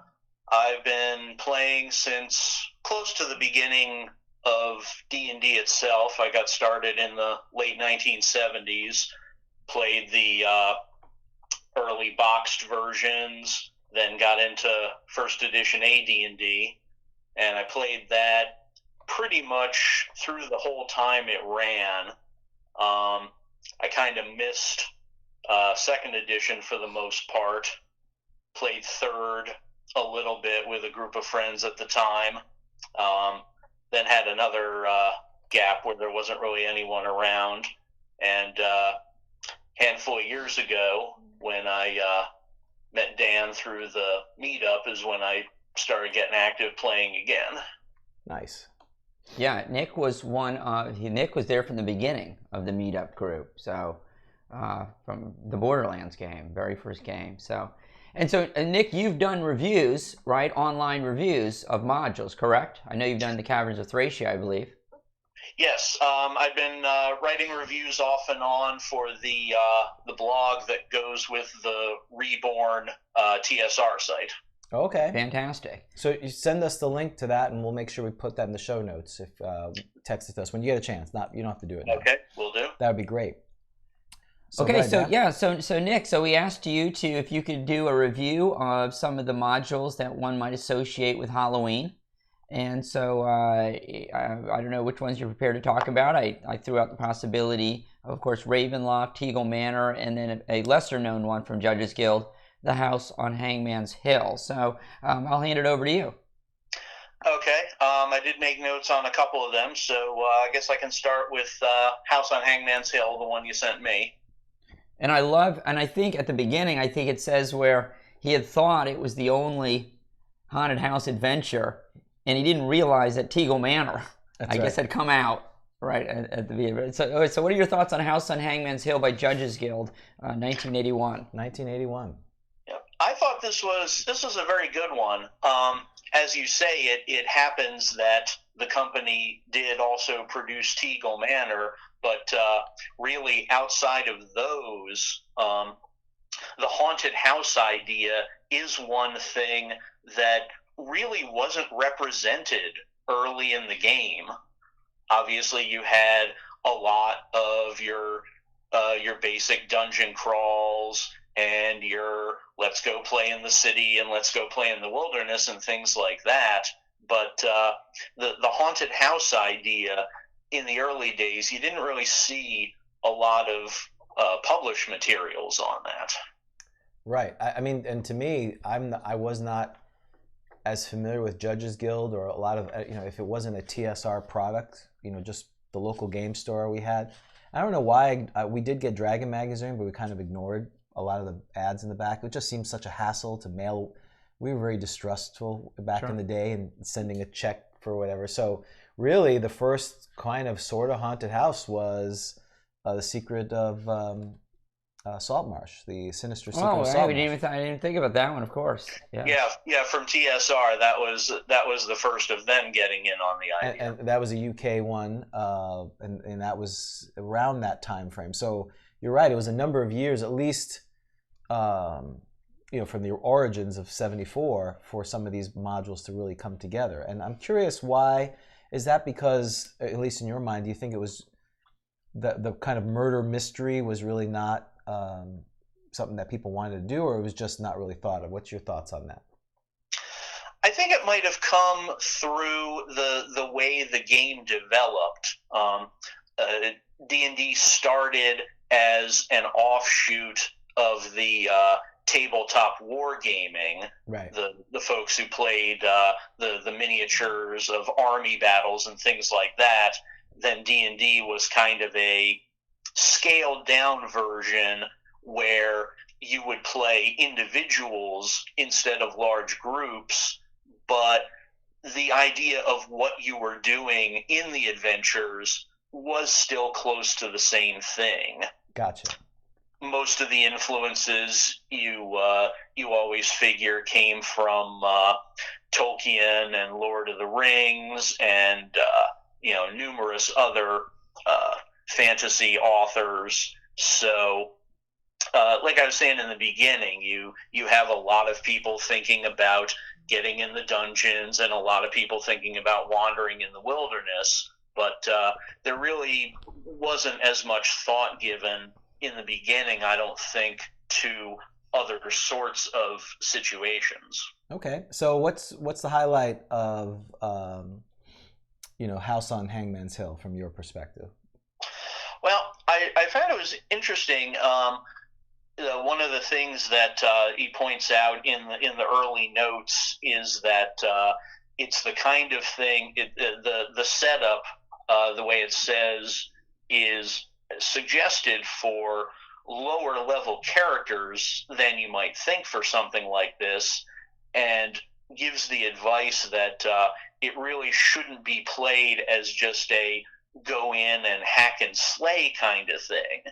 That there's an element of strategy and problem solving there, that if you approach a few of the encounters the right way, you can get past them without getting into some kind of really nasty fight that's just going to kill you all off. Gotcha.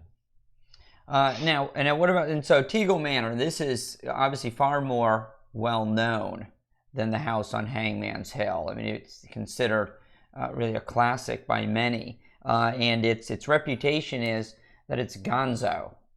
Is that your take on it, Nick?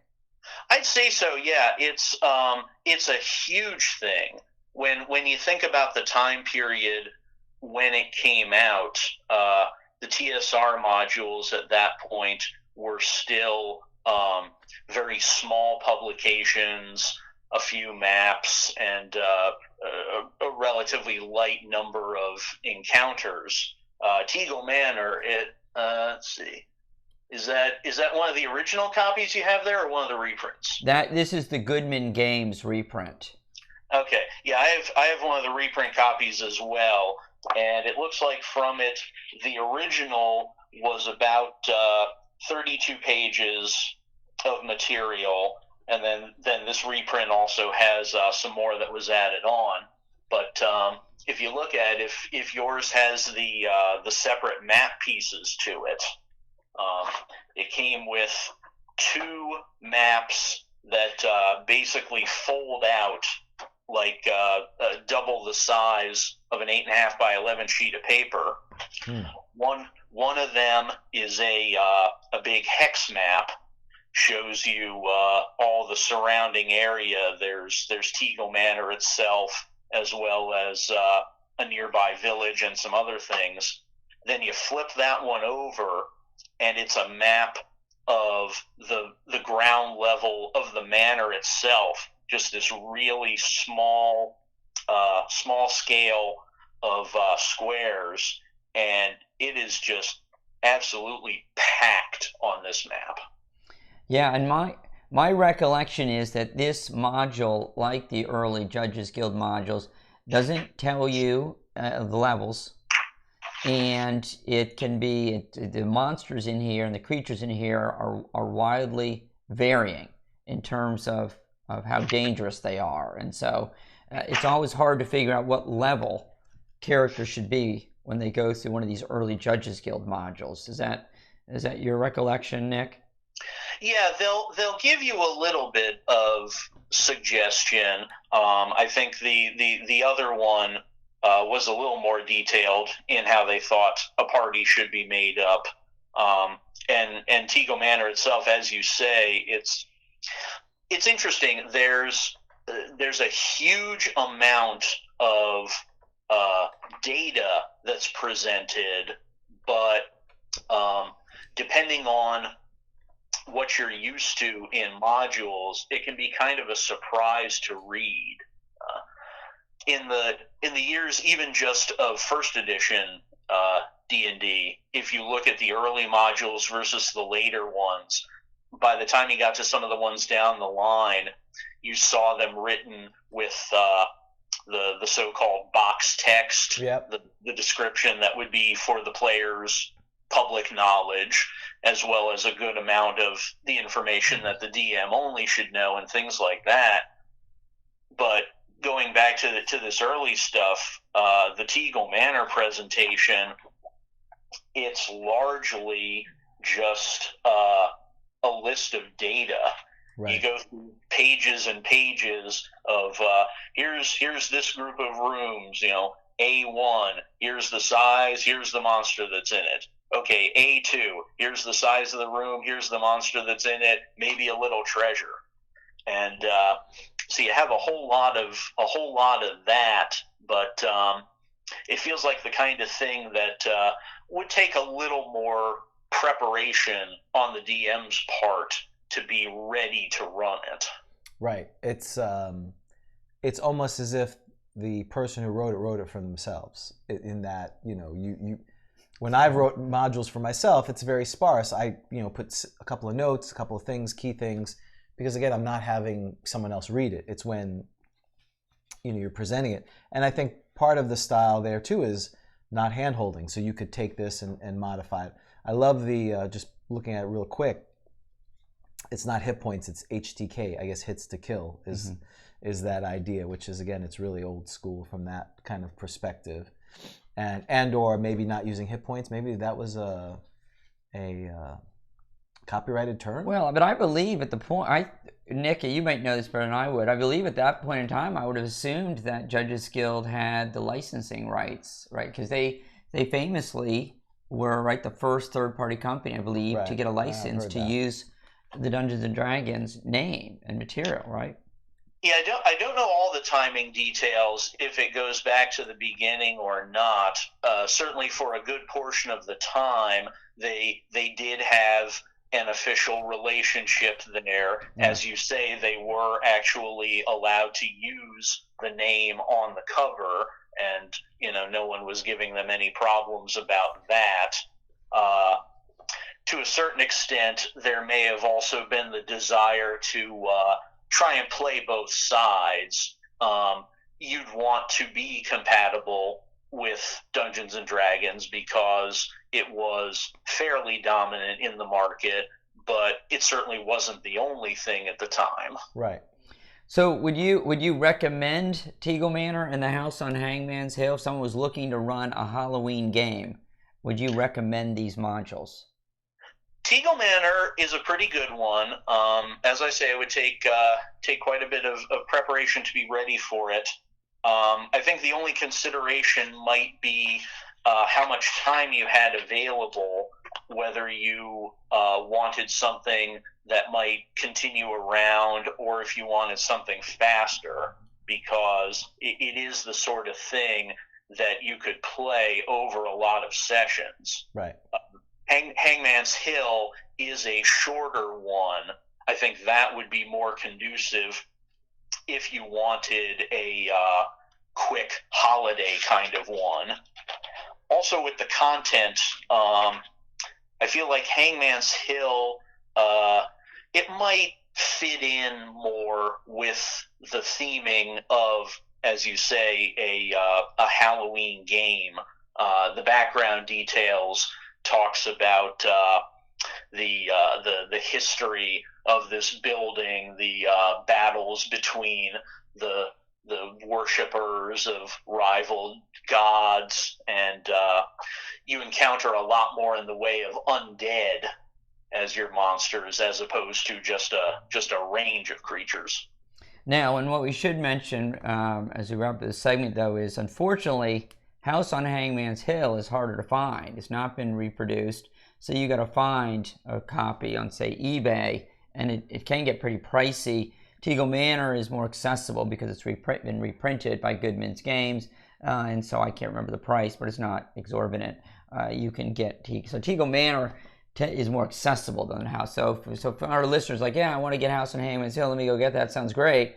And then I'm like, well, where is it? So it's not on Drive-Thru RPG or anything. The last time I looked, it was not. Okay. Which is unfortunate. I don't know if it's on there now, but when I bought this, it wasn't available, and I had to pay a decent amount of money. Well, and that's an original. So I mean, that's you're paying for the. That's right. So I guess, and then you mentioned Ravenloft, and that's kind of a few years later, not too much later, 85, 86, if I remember correctly, and it was in a lot of ways revolutionary from a. Oh, look at that. Okay.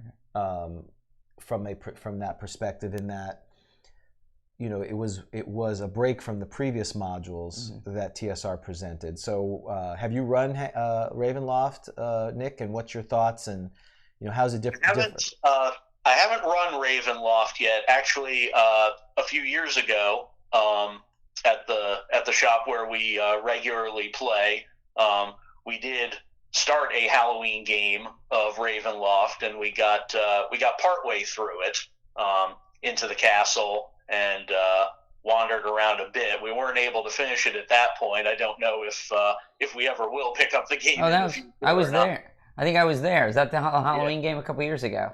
Yep. Yeah. That's right. Yeah.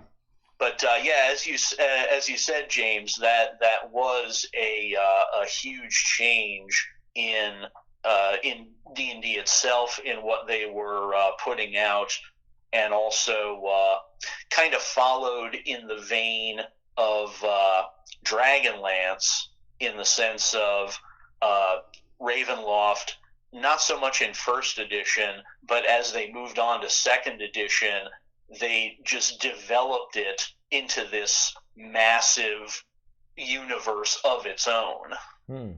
Yeah, and just the presentation, it was at another level with the isometric maps of the castle. Yes. And this idea that plot drove the story much more than more of a sandbox where you could kind of go in. And some people like that, and some people really, same thing with Dragonlance, is Trace Hickman and his wife, and the other person that did it too, who did the Dragonlance. It's all escaping me now, and I apologize. Margaret Weiss. Margaret Weiss, thank you. That style really has become the predominant style now in over the last 20 or 30 years. And some people like that, and in fact the OSR is almost bringing not that style back, bringing back to the players drive the story, don't have these epic kind of things. So I don't think it's an or situation, it's an and, but definitely Ravenloft is one where you have it's very narrative. It's, from a mood perspective, it's one of the best ones if your DM can pull it off. But go ahead. As I was going to say, being on the player's side of it so far, I don't know all the details, but I know one of the particularly interesting aspects to it is there's something in the storyline that's called a Taroka deck. Oh, yeah. Deck, or it's kind of like a tarot kind of thing. And what the DM is supposed to do before they run the module is do some kind of secret drawing of a number of cards, and that depending on which cards are turned over, that is supposed to shape some of the aspects of the story. So it's the kind of thing that it could be run over and over again, but it wouldn't be exactly the same each time. Yeah, and in fact, they carried that in the 5th edition, where you get your card, you get a, it has cutout cards, or you can use playing cards and do the same kind of thing. So very innovative. I think the general, and I agree with you, the problem with any of these modules is you have two choices. You either are going to plan in your campaign to move them towards this scenario somehow. You know, if you're in a campaign, all of a sudden you're in Borderlands, and now you're going to say, oh, there's this thing, and you're going to have to kind of force your party to go there. And these are long modules. They're not a one-session thing. So, you know, you're going to have to make you have to make two decisions. How you get them there if you're going to use your normal campaign, and how many sessions you're going to do, and do you let them use their own characters or not? Those are the three challenges. I think the easiest way to do it is to do a one-shot. You take a break from your campaign, you throw some pre-gens. They may move faster because they're not as concerned about their players and their characters, and they can move through it and try to accomplish it versus, you know, having your own characters and them dying. But you could do that. You're in for a while, right? Do you agree with that, Nick, or is that a fair assessment? Yeah, I think you've got it there. I know for the Ravenloft game, basically, we were just handed some characters to choose from and take a few minutes to equip them with some magic items and things, and then we were diving right into it. Yeah, and I think that probably is the best, unless you're going to commit to the campaign. In later editions, that is the campaign. You start first level and you go through that scenario. You know, and it's, to me, it's almost like two Maharas. You just play it one shot, you see how far they get, and everyone has a good time with it. And then you can decide, do you want to keep running it, or do you want to just say, it's Christmas, Thanksgiving, and you're still playing Hangman Hill. You're like, I don't know if I want to keep doing that, or Christmas times comes up.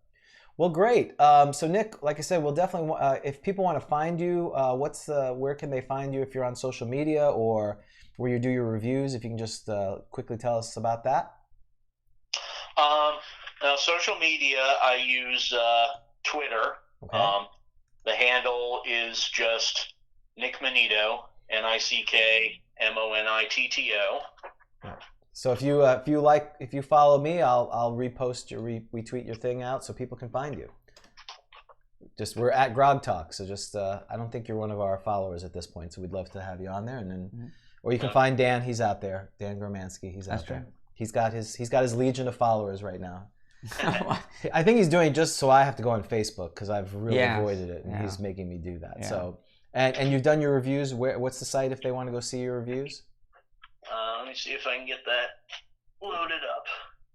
Yeah, if you don't have the full link, you can send that to us and we'll put it on the show notes. Well, it's pretty easy. If you go to multiverse.world. Multiverse.world, okay. And look for your name and they'll find your reviews. Yep, there's a huge variety of people who have written reviews for it. Covers all sorts of topics. There's been things on board games, role-playing games, books and comics, even a little bit in movies and stuff like that. So it's a pretty wide range there. Awesome. Well, and I definitely want to do a segment on Top Secret, and you're a huge fan of Top Secret, so hopefully in the upcoming, we'd love to have you on to talk about Top Secret. We'll get the Skype thing worked out. So definitely. So thank you, Nick, for your time, and I appreciate you talking about these great Halloween adventures. And generally, the consensus is they're good. You may want to make a one-shot. You may need to do some work to try to cut out a bunch of it so you can get to the end if you want to do a big climactic thing at the end. Do you agree with that, Dan? Oh, yeah. I would say so, yeah. Okay, great. Well, thank you so much, and we'll talk to you later. Thanks, Great, Nick. thanks for having me. All right, bye-bye now. Bye. All right. All right, shall we... Well, now we got to talk about The Undead. Let's do it. 2 hours into it. Yeah, right, let's do it. Okay. So the way to find... And I think we'll talk about the classic Undead, right? Because, I mean, I assume if you go through the Fiend Folio and the Mausoleum 2, you're going to find... There's tons of Undead. Right, a lot of other... So it's interesting. They're really not defined. If you look, I because of you, first thing I do is I go in the glossary. Oh. And I did not find The definition of a undead? definition of undead. You know, because all sorts of issues come up with. I know that players have wanted to use speak with dead on undead, which I allow. But I mean, I can understand why you might not allow it. So you've got a hierarchy, right? But let me check. Maybe. Oh, I'm sorry. I apologize. There Oh. is a class. I looked in the index, and there was not a definition. So I should have went to the glossary. A class of malevolent, soulless monsters, which are neither truly dead nor alive, including skeletons, vampires, ghosts, zombies, ghouls, et al. Why are they malevolent? Aren't skeletons neutral? Well, but Well, if they're guarding someplace, then But they're only malevolent if the person. Well, obviously. So let's talk about creating undead. It's evil cleric time, right? I mean, so how do you create a skeleton? So there, the classic way in first edition to create the lower undead, and to me there's 3 tiers, and the tiers I look at is based on the Dungeon Master's Guide, page 72 or whatever it is, 72. 5 is for the tournament. 75 is the turning undead. Your lower tier, your skeleton and zombie, they're described in Animate Dead. It's a spell that's a cleric spell, but it's also a magic user spell. So you can be a magic user or a cleric and animate the dead. And it's generally considered an evil act, isn't it? I think the way Gary Gygax described it, it's not a good act. Right. He doesn't say it's an evil act, but he says it's... Well, because players always want to raise, then, the orcs died. I want to raise this orc. I want to animate. I shouldn't say raise. That's right. Raise would be a bad idea. Right. Oop, wrong spell. He's attacking again. Yeah, that would not be good. We want to animate the dead and have him fight with us. Yeah, so the act of on page 46 of the Player's Handbook, the act of animating dead is not basically a good one, and it must be used with careful consideration and good reason by clerics of good alignment. So he opens the door for this. Well, that's right, because, so I know that there are some DMs that will recoil. If you're a lawful good cleric and you say, well, I want to now animate this orc and make it an orc mummy and give it a command to fight with us, they will recoil at that. They would, because if he could animate a mummy, I'm not going to allow them to make mummies. I'd let him do stuff. Did I say mummy? I meant zombie. Yes, zombie is no problem. I'm sorry, zombie. So, but they look at this as an evil act. But but you can argue that it's just careful, good reason. Well, I'm in this dungeon. It's dangerous. Isn't this good reason? I'll destroy it at the end. Yeah, I don't think that's a good enough reason. I think the disturbing of the dead is, and again, go back with not again. That sounds so condescending. This is where your deity makes all the difference in the world. Okay, great. If the ends justify the means, if that's the kind of deity you have, I think that's a better play than, if you are your deity is the god of light and life, that's not going to fly. Right. If your deity's Luthic, all day. If I was disappointed if you didn't. Except I'd never be 5th level. Boren, you're at 4. Boren could not do that. So how long? So this is permanent. Right. So I'm an evil cleric, or a lawful whatever, or Luth, Right. I guess neutral. I don't know. Well, any deity that would allow it. Sure. Yeah, it's a permanent effect. Right. So it's permanent, becomes and obeys the commands of the cleric casting the spell. Is this like, I got to keep reading? Is this like with your druid and your animal? Don't leave it alone too long. The skeletons or zombie will follow, remain in it. So they're following along. Yeah. Okay. Yeah. I'm with you, dude. But remain in an area and attack any creature or just specific type of creature entering the place, etc. Right. So that's what happens. So in other words, it's a hugely powerful spell. It's a tremendous spell. The spell will animate the monsters until they're destroyed or until the magic is dispelled. The cleric is able to animate one skeleton or one zombie of each other. So you can create, basically. So that's how you create the undead army. Right. That is a way to do it. Yep. You need bodies. You need bodies. But if you have a deal with the gravedigger, yep. Right? So you create the end, and it's permanent, and they do whatever. I mean, it can't be. Look, we now have to go to the monster manual because it can't be too complicated. Doesn't the monster manual say that it follows like commands of certain amount of words and things like that? Right. Move, attack, guard. Right. Those type of things. They are enchanted by powerful magic or cleric. Oh, it says of evil alignment. That's interesting. The monster manual says, and now I understand the player's handbook came after. So that modifies. So I guess that would be usually. They perform according to the command of the animator, the command being limited in scope to but a dozen or 2 words. So I assume he means 2 dozen, not Yeah. a dozen or 2 words. That's a right. dozen or 2 dozen words. So does this is sort of a gloss on the spell in the player's handbook, Yeah. right? Because you'd have to follow. You have to say, look, you only get a dozen or 2 or 2 dozen Well, words. in the player's handbook, it's one hit dice, 1 undead per level. Oh, right, but meaning the amount of command. Oh, right, yeah. Wait, but can you give them? Do you just command them and you give them? Can you change the commands? Yeah.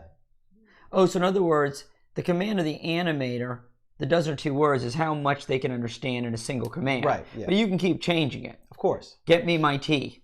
Yeah.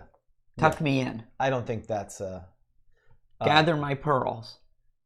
Right? So Saul. Can Saul animate? Saul needs a skeleton, don't you think? Oh, he's not high enough. He's magic users. It's the same. I think it's 5th level. Oh, I don't think Saul can have a skeleton, No, can he? he can't. But so that's why you can have, like in the city state, you had skeletons at the bar helping out. You could do that. Right. If you animated skeletons, you could have them working for you. Like you could be a farmer and you get all these skeletons out there. I'm sorry, Animate Dead's a 5th level spell for magic user, which I thought it was higher level. So you have to be 9th level. Saul's not 9th level. No, he's never going to be 9th But level. he said his dex was like, what, 7? Something like that. It was terrible. Strikes is some form of weapon, but regardless. That's kind of weird. I understand that's the rule. I know it. It's always 1 to 6. Yeah, they are the Harryhausen skeletons that we think of from back in the day, the Sinbad ones. Yes. The stop time, stop motion. It's exactly what I think of. Exactly. Because they're not really very, if you think about it, they're not really pulp fiction. They're not kind of like sword and sorcery, are they? I mean, where is it? Did it come from Sinbad? I mean, where? I think. I mean, to me, I don't like the zombies are the shambling dead. The skeletons, they just remind me of Jason Argonauts or Sinbad, whatever. Which one had the stopped motion ones, and they're fighting them? Right. I think Jason and the Argonauts or something. Yeah, I'm pretty sure both. I think what's the difference between how do you know if it's a skeleton or a zombie? Is it based on decomposition? Yes. Simple as that. Well, then can you have but wait, when does a skeleton become a zombie and vice versa? When does a zombie turn into a skeleton in terms of decomposition? So it's just based upon how much meat you got left on your bones? Well, based on the cleric spell, you have the option, assuming the corpses are proper. So a cleric is able to animate 1 skeleton or 1 zombie for each level experience. The second can do 2 of these. So the assumption is if you go into a fresh graveyard, you could have the choice. You could say, I want to make skeletons, and the process of them animating, their flesh would just fall off and they would be skeletons, or they would just have tattered remains. I would argue if you were in an ancient crypt, you couldn't make zombies. I got you. What would you rather have, a zombie or a skeleton? So there's pros and cons to either of them. The pros of a skeleton are they tend to have better armor class. They are resistant to edged weapons. They're half damage, right? They're half damage. Right. So only blunt weapons do full damage. So the downside to it is they're only 1 hit dice, and they move faster. Right. Zombies are slower. In fact, they always attack last in the round, regardless if they win initiative. So So zombies are like the big kind of boxer, slow kind of George Foreman-y kind of guy. Skeletons are a little bit more like an Ali kind of style. Right, and I've seen some DMs allow them to do, because there's the classic skeleton archer that shoots bows.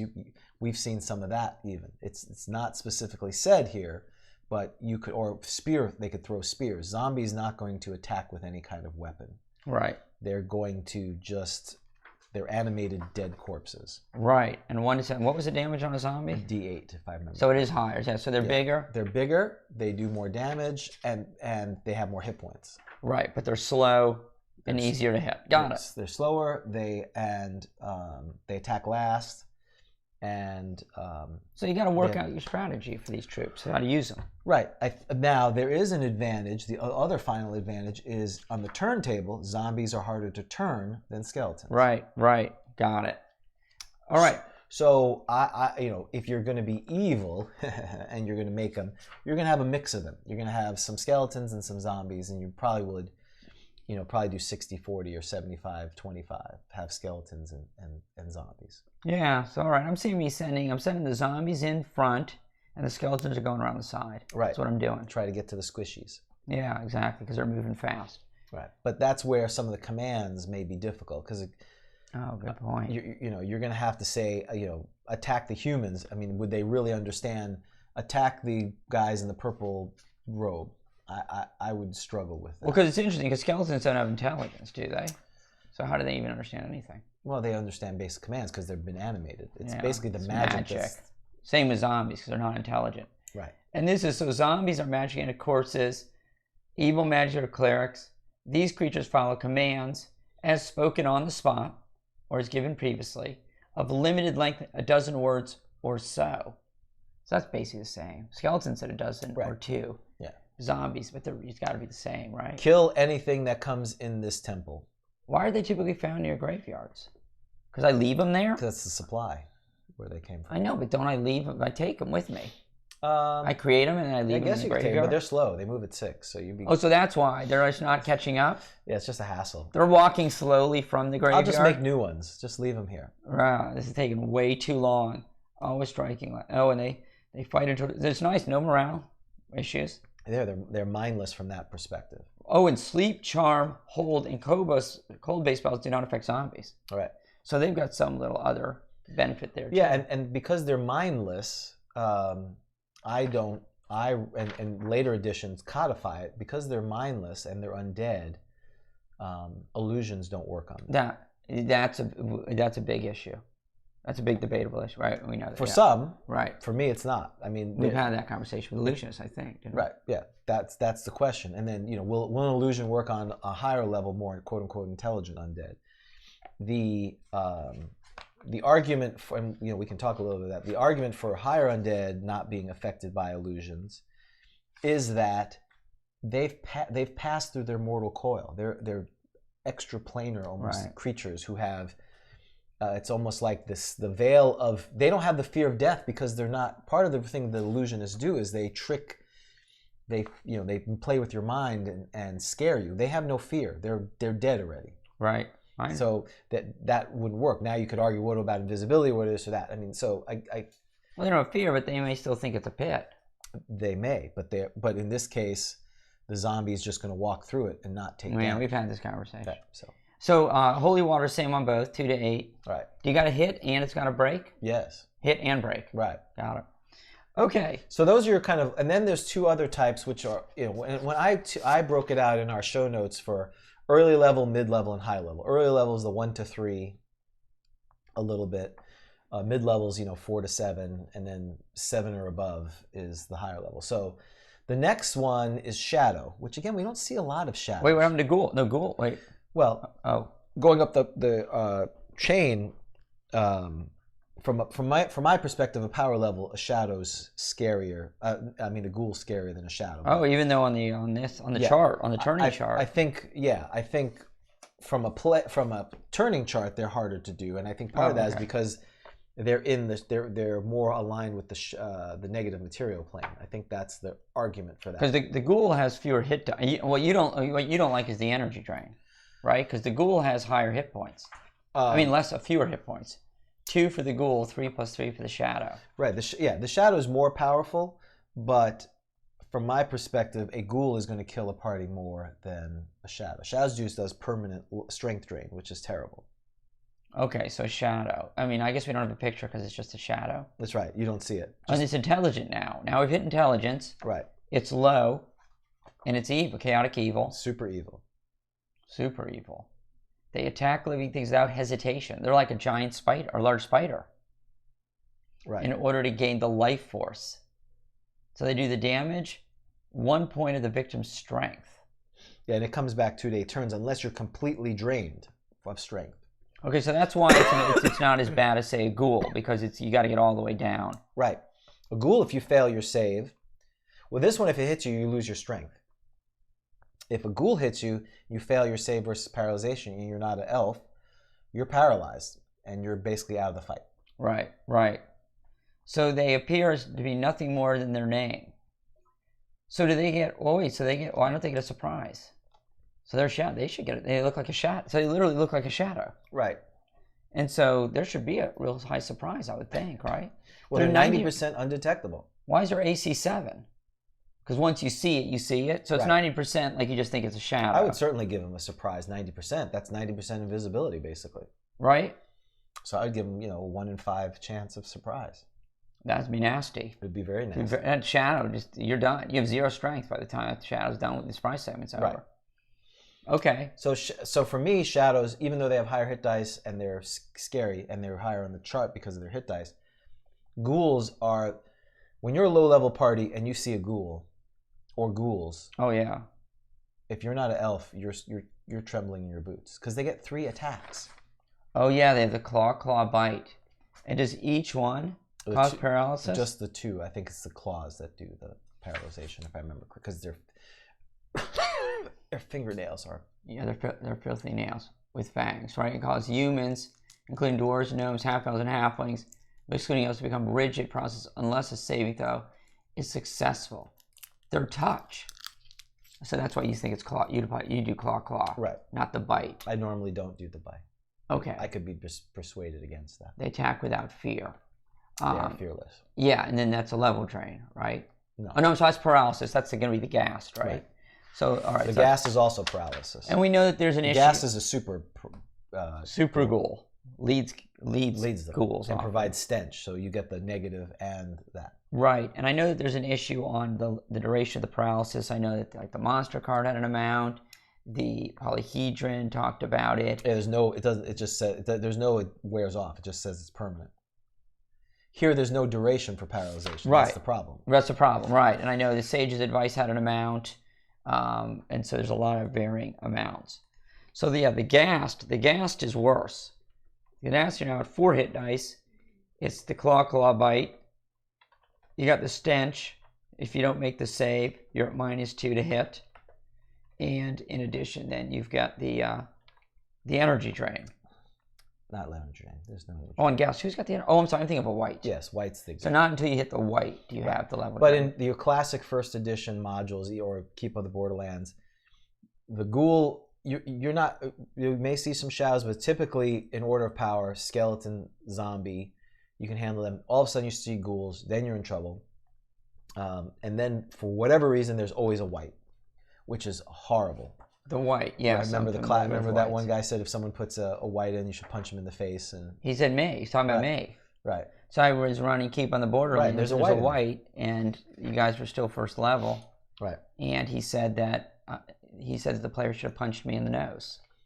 Right. And somebody else said, well, punch Gary Gygax. Because literally, secret of what is it? The cult god of the N1. I think L1 has a white or wraith. B2 has a wraith. I'm assuming the white. These are enders of parties typically. If you don't turn. Right. And if you're a first level cleric, your chance of turning a white is 20. 20. You have a 1 in 20 chance. That's not good. So see what happens. Again, the problem with just before we do that, the problem with the ghoul is once you're paralyzed, if they continue to attack you, which is very likely, they get double their attacks, maximum hit. Oh, because you're magically held. You are held. Yeah. Can I use the assassin table? You know, if you wanted to. Well, it's not a player. That's right. That's Well, yeah, if you wanted to be a total jerk, that's true. So you're talking about they do 1 to 6, 1 to 6, 1 to 3, or 1 to 3, 1 to 3, 1 to 6. That's 12 points. So now they're doing 24 points around to the paralyzed king. You're dead. Oh yeah, that's done. You guys were eaten by ghouls in the Treasure of Barlon, remember? Right, that's right. The color spray, and then he had the ghouls eat you. Right. Yeah. Yeah, and so the white doesn't do a lot of damage in terms of hit points. It's just 1 to 4. But then it's the energy drain. Oh, and the silver magic weapons to hit. Right. Now this is where players metagame. And I get it. They see a white. They've never seen a white before. Their players haven't. But they all know it's a white. And so everyone is running for their magic weapons. Whereas if you weren't metagaming. But here's the part I always forget, that silver weapons would work. And this is where I don't have a problem with players if they remember that, saying, hey, I want to get a silver sword if they can afford it. I would triple the price. Right. Or maybe 10 times the price, because it would have to be, silver is a very soft metal and has to be woven in there properly. Yeah. But if they do that, I'm not going to sit there and say, how would your guy know that? I mean, these are whites. They're known creatures. Give them a chance, because if they don't have magic weapons, they can't hit the guy. And what fun is that? I mean, what are we trying to do there? Just torture the players? No, I agree with that. I know we forgot. Of course, there is a marine form of ghoul. I forget. That's right. The Locution or Lacedon? Lacedon, yep. Yeah. And I thought somewhere there's something like cold steel or cold iron will work against undead, but I don't know. Yeah, some places it does that. Makes a reference to that. So the white is so you have ghouls. First, early level skeletons, zombies, shadows, ghouls. Mid-level, so it could be your low-level boss, or you're going to meet more of them. Gas, which we talked about, they're indistinguishable from a ghoul, but they're higher hit dice, and they have a stench that emanates from them, and their paralyzation works against elves, if I recall. Oh, so we could look that. So if you've got a bunch of whatever somewhere here. It talks about... cold iron. That's what it is. Cold iron causes double damage. Oh, okay. They're struck by any... So the good news is I had no idea with 13, I had no idea what cold iron was. I don't know. I still don't know what it means. I have no idea.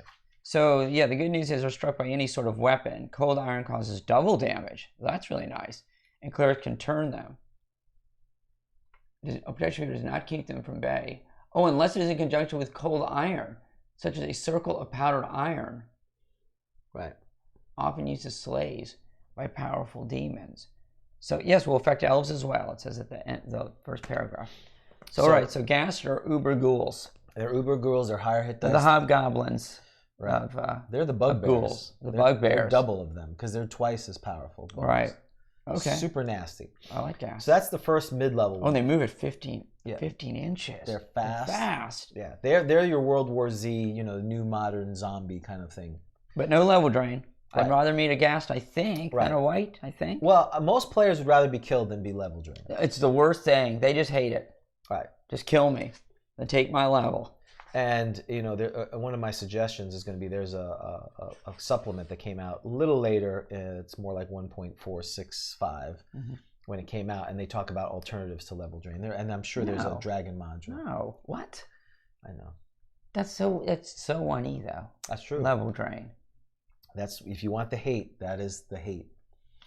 I don't care. Give me a red dragon. I'll take, but then a white or a wraith. So the next level is white and wraith. So white is a material creature. There's the white. And we haven't even talked about like how do you become a ghoul? Doesn't I don't remember. I don't think it ever says. It's not a clerical spell, is it? I don't think. I don't know of it. I'm sure there's a way to make them, but it's not designated how to create them. Right. So I think it just happens, maybe. Well, Orcus is the the demon prince of the undead. He may seed them in places to do that. So at the very end of this, I know we're running way long, can we just do a little mini encounter? I'd just like to fight Orcus. You want to fight Orcus? Yes. Okay. My first level cleric with 2 hit points. Okay. 2 hit points? Can we wrap the show up with that? How much hit points does your guy have? I thought it was more than 2. Oh, you're going to bring... No, he's dead. Well, his brother. Guy. Okay, new guy. Got it. All right. Awesome. Fight Orcus? Sure. Thank you. Whites and wraiths, their big claim to fame is their level drain. A white is a corporal creature, meaning it has a physical body. The wraith is kind of a shadow creature that is in the shadow, negative plane.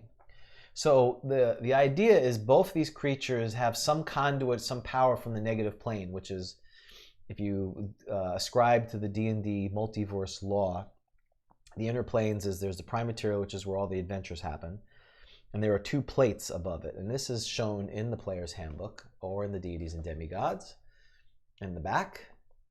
There you go. I'll show it to everyone. This is on page 121, and show that. And so the negative plane, obviously opposite of positive plane, it sucks life out. And the way it's done in first edition is you lose levels. And this challenges in the DMG talks about energy drain.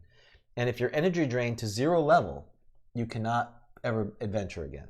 And when do you become? Don't you become a white at some point? Yes, if you're killed by a white or a wraith, you will become one under its power. Any human totally drained of life energy by a white will become a half-strength white.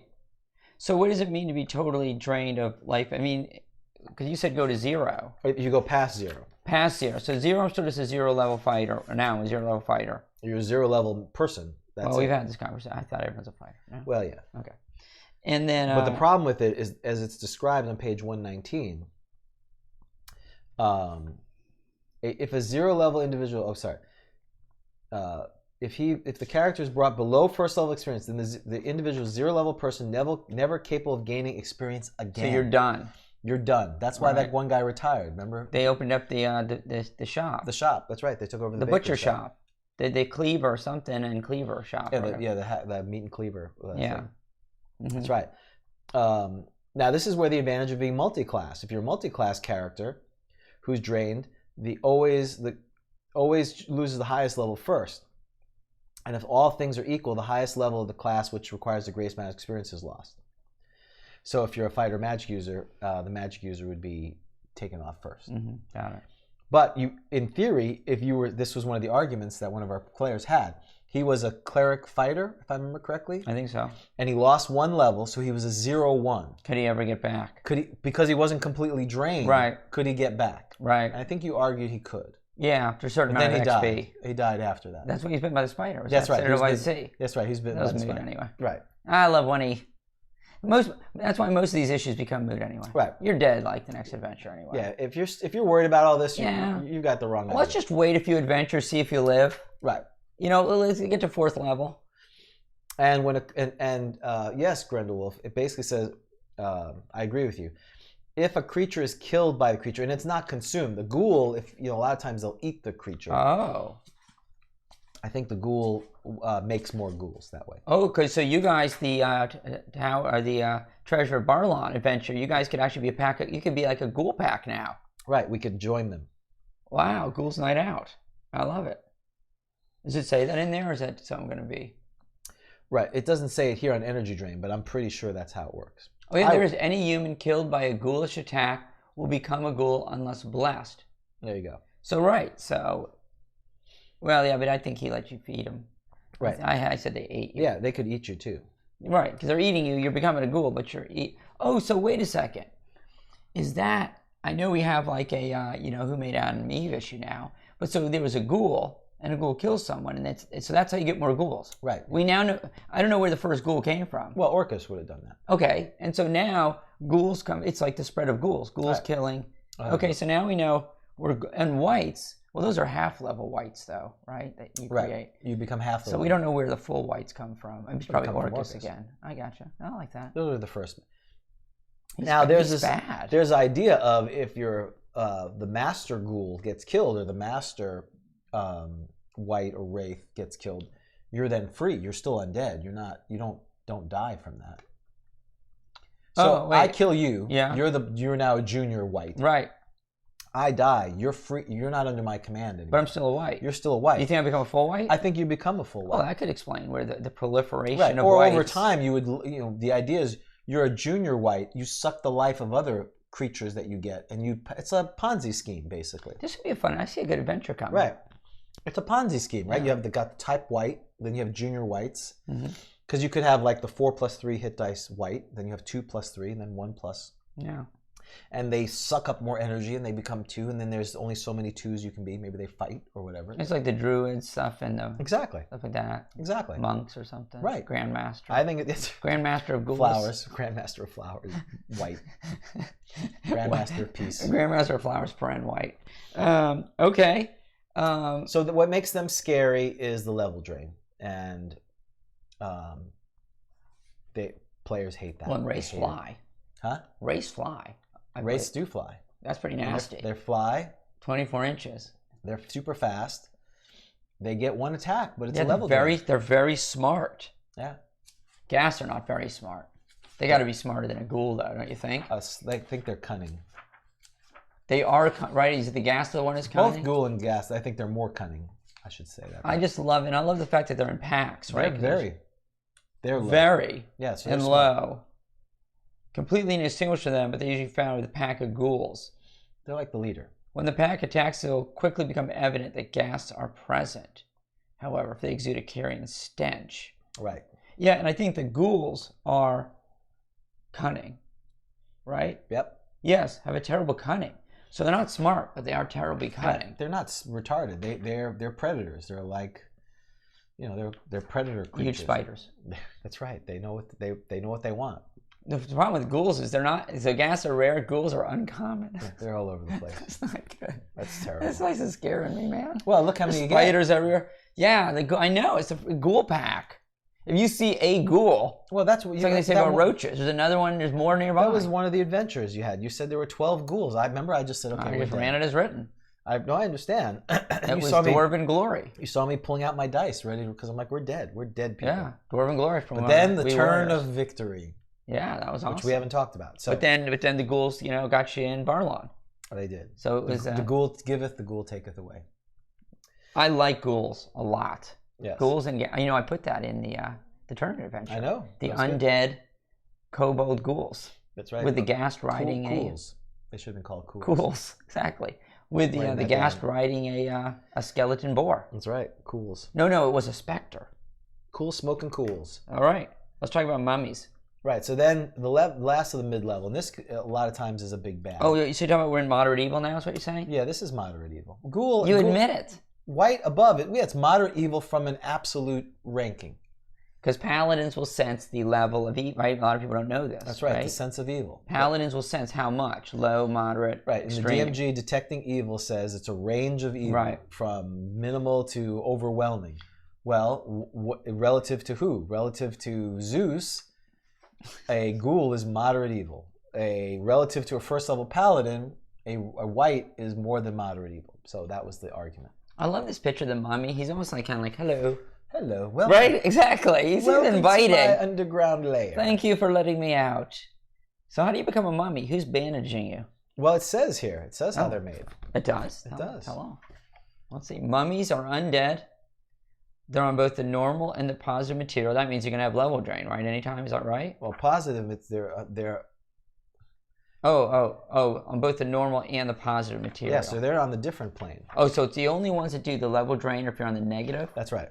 Oh, I gotta learn about all this stuff. I don't know anything about this stuff. They're found near their tomb or in a burial place. Does it say how they're? It's. I thought it talked about how they're basically cursed to be that way, but maybe that's somewhere. Their unholy hatred of life and their weird unlife state gives them tremendous power. So, and they are tough because, and I forgot this actually. I think I forgot to do this in Tomb of Aether and the Damned. Is damage other than by fire. Not only can they only be hit by magical weapons, I remember that, right? If I recall correctly, but it's half damage. Yeah. And that was easy. I think it's easy to forget. I think I've forgotten that every time I've run a mummy, that it's half damage. Yeah. Unless it's fire. So that's the benefit of going for fire, is it's not half damage? Yes. But if you're wielding a torch, you're non-proficient, aren't you? Unless you took a proficiency in a torch. A torch, right? Or club. Club. If you had a club proficiency. Yeah, but if you don't have that, so in other words... negative. So would you rather use a magical weapon or fire on a mummy? I'd rather use a magical weapon. That's what I think, because I was giving grief about doing that at a convention. Not that I'm bitter. Well, it says blow of a torch would be 1 to 3, and a flask would be 1 to 8. Yeah, that's not. If I've got a magical weapon, right? I know it's half damage, but if you've got, I'll take one. You got like a +2 mace, right? You know, and you're proficient. Now, so what's interesting about mummies? So it says here they retain a semblance of life, and they seek to destroy, and they're found near tombs in a burial-like state. So because of their evil, somehow the ritual of burying them caused them to be Did the bandages appear? Or are you thinking, no, they mummified? They were prepared that way. They were mummified. Yeah, like a king. You know, it's again the idea of the Egyptian thing. Yeah. Okay. So if I don't want to become so don't bandage me up unless I want to become a mummy. I need to put in my will, don't mummify me. Right. Unless I want to become. Put that on your golden. Put that golden rod on will. Right. Don't take my stuff and don't bandage. Don't mummify me. Oh, and they have a fear. They do have fear, and that's one that's that's their big scary thing. Now, fear is different. Fear is the one where you run and drop stuff, right? Because there's another one, too, where you just sort of cower. Right, well, this one, fright they have such fear and revulsion, so it's not the fear spell. If they fail their saving throw, the victim will be paralyzed with fright for 1 to 4 melee rounds. Well, that's what it is. That's right. So in other words, you're not dropping stuff and running. You're cowering. So again, if you're paralyzed, that is magically held. So I would argue if the mummy's that's 2 attacks they get on you full damage, which would be, again, 24 points. Automatic hit? Yes. So magically held, automatic hit. That's right. Wow. Yeah, that's not good. And the damage is enormous, 1 to 12. Right, and the whole rotting flesh thing that happens if you. Oh yeah, and you would need to cure disease. Yes. And you wouldn't know it at the time, would you? No, but you would assume that. But again, this is Smart. where party knowledge, the whole metagaming, people are going to, they know if they get hit by a mummy, they're running to their local cleric to get the cure disease put on. Yeah, and where's that? So what happened? Oh, so it can be cured. I see that. Yeah, fatal. Yeah, the disease will be fatal in 1 to 6 months. Each month it progresses. Yeah. Okay. So this is where again the problem with cure disease, neutralize poison, remove curse, is they're kind of one and done. They're very binary. They lose the sting of you're like, who cares? Cure disease. That's I'm moving more and more towards. They're just like the spell magic. There may be a roll, and you may not get it, or it may not automatically cure it. Oh wait, but that's not by the book, right? That's not by the book. Oh, okay. I see. But because it's just lame. I mean, because mechanically, what happens is, okay, if you're going to fight a mummy, you have to be pretty high level, mid-level at least, 4th or 5th level. You're going to have access. Now, again, you could in your game prevent or not have clerics just be these shops that you can get all the curing, which is fine if you're going to do that. But the idea of people don't get when people get cursed or get disease, they go, whatever. Right. Let the paladin do it. Right. Now, again, I would argue if the paladin, it again goes back to what kind of game you want to have. I think the problem is the players discount it, and it should be a powerful effect. It probably was more of a powerful effect when people didn't know they did that, but now that people know about it, it's right. It's I a got moot you. point. Yeah, absolutely. All right, Spectre. I've had a Spectre, and I think there was a Spectre. Yes, in the one with the king and the. Yeah, it was with all the scrolls in there and. Well, Borshak's Lair. Borshak's Lair. Yeah, that's right. Exactly. Had a Spectre. Which is crazy. First level module, Borshak's Lair. It's old school, baby. Old school. That is old school. That is 7 + 3. The Spectre picture is weird. It is weird. He looks like a librarian. It is a creepy librarian, though. You got to admit. Yeah. I agree. Like Ghostbusters. Yes. So 2 levels. 2 levels. Ouch. Right. +1 or better weapon to hit. Silver ain't doing it. Nope. +1 or better weapon to hit. And now you've moved, once you pass mid-levels, you're in the high levels now. And the 4 that I put there, Ghost, Spectre, Vampire, and Lich. Those are the 4 big undead there. And so Spectre is 2 level drains. Horrible, horrible, horrible. You want to talk about ruining a player's day. Yeah, loss is permanent. They can regain them, but through acquisition of XP. Right, or restoration. Right. Which is a 7th level spell, which is 16th level cleric has to cast that. Now, how many 16th level clerics are you going to have running around in your campaign? Not too many. Yeah. Now, nice raise dead spells destroy some of these things, specters, and there's something else too. Yeah. But again, it's the interesting thing about these. You want the party to be high enough level they can fight them, but not too hard, or they just dispatch them. Because we haven't even talked about turning yet, which we'll get to. So Spectre, then you have Ghost is the next one. Oh, Vampires before Ghost, actually. Oh, Vampires before Ghost? Yeah, interesting. Okay. It is. So Vampire, you thought Spectres were bad. Yeah, Vampires are Vampire is terrible. And they've got the gaze attack, right? Right. They have the gaze attack, which is a charm. They're strong. They're hard to kill because even if you destroy their body, they turn into a gaseous form and they go back to their lair. Yeah, how do you actually kill a vampire? Well, there's a few ways. You can cut its head off and stuff it with, they're very. So these are the way they describe killing them is very Western / Eastern European Bela Lugosi killing. Yeah. Stake through the heart, cut their head off, keep them in sun, have them submerged by running water, I think is another one. You got a bit, so another, because it can turn into what? You said smoke, like a bat or gaseous form, yeah. So in other words, you got to surprise it, don't you? Because if it's losing, right, or CC's got a stink or something, it can just always do gaseous form. It's out of there, right? That's right. They shouldn't just fight to the death. Right. You gotta like find it sleeping in its coffin or something, right? And exactly. Like you said, the very Eastern European kind of Western. Right. It says here they can be slain. Exposure to direct sunlight kills the creature in 1 turn, so it has to be 10 minutes, and they can't do anything. Immersed in running water for 3 rounds. The vampire loses 1/3 per round of immersion. If a wooden stake is driven through the vampire's heart, it is killed, but only for as long as the stake remains. To finish this task, the vampire's head must be cut off and mouth filled with holy wafers. Wow, so you really gotta have a plan. And here's where I would argue, and I guess I could do this, as one of our folks on the list on the chat.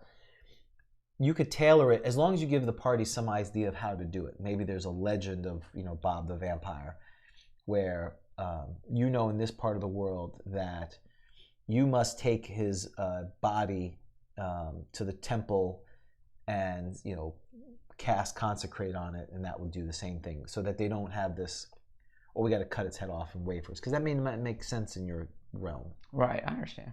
How do you play the recoiling issue? Because that came up in my game. Yeah. Right when I ran Chapel of Silence. Vampires recoil from strong garlic, the face of a mirror, or a cross.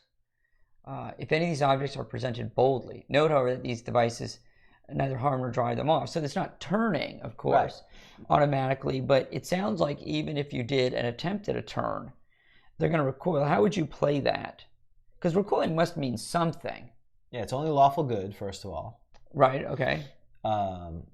And the way I would adjudicate that, it's kind of like I use it as sanctuary, meaning I may not attack you, but I can still try to charm you. I may try to do it or charm someone else. I may not look at you because I'm being recoiled by this thing, but I'm going to. So you're just turning away. You just got it. Okay. And I also do it part of the level of the creature, because we've seen movies where the vampire knocks the holy symbol out of it because they're more powerful than the person that's presenting it. Right. Oh, and look, and actually, I should keep reading too, right? They do cause a vampire to hesitate 1 to 4 rounds before attacking in the case of garlic. So 1 to 4 rounds. Yeah. But if they're being attacked, that just must mean you get a chance to get away. Right. That doesn't mean like you're like now you've turned them with garlic and you're beating on them, right? That's right. No. This is you presenting the holy symbol, and I'm backing up, and your whole party is backing away from exactly. It. That's right. Not you're holding him in the corner and the party's beating them up. Right, because he's gonna he's gonna defend himself. That's right. Okay. I totally agree. A mirror or holy symbol will cause a vampire to position. This is what you said. To position itself so that the object is not between the vampire and its intended victims, or the vampire will have one of its creatures remove the device. So it'll basically it'll reposition. Right. So it can in my case, these are pretty much the apex undead, the vampire. Yeah. They're highly intelligent, exceptional intelligence. They're going to so again, you have the holy symbol. I'm going to try to charm one of the other people and say, get that out of your hand, or block him. So you're going to use that dynamic. Yeah. Yeah. Vampires are horrible creatures, and if played right, they will end the party. Yeah, I didn't play it right. Well, you did for the one. No, when it was first level. For first level. Well, you guys ran. Yeah, he could have killed. He did kill the gnome. So no, we ran for our lives. Actually, the only thing I ran for my life. Yeah, I think. Oh wait, no, because you guys actually came back and killed, and you never would have done that though. Because I think didn't he collect the vampire power? He never would have done that. Well, and you were using an OD&D module where they looked they weren't as powerful as. They didn't flesh it out as much as the new ones. These are ridiculous. And I forgot about the gaze attack. Because what is the gaze attack? Yeah, and this is the super charm too.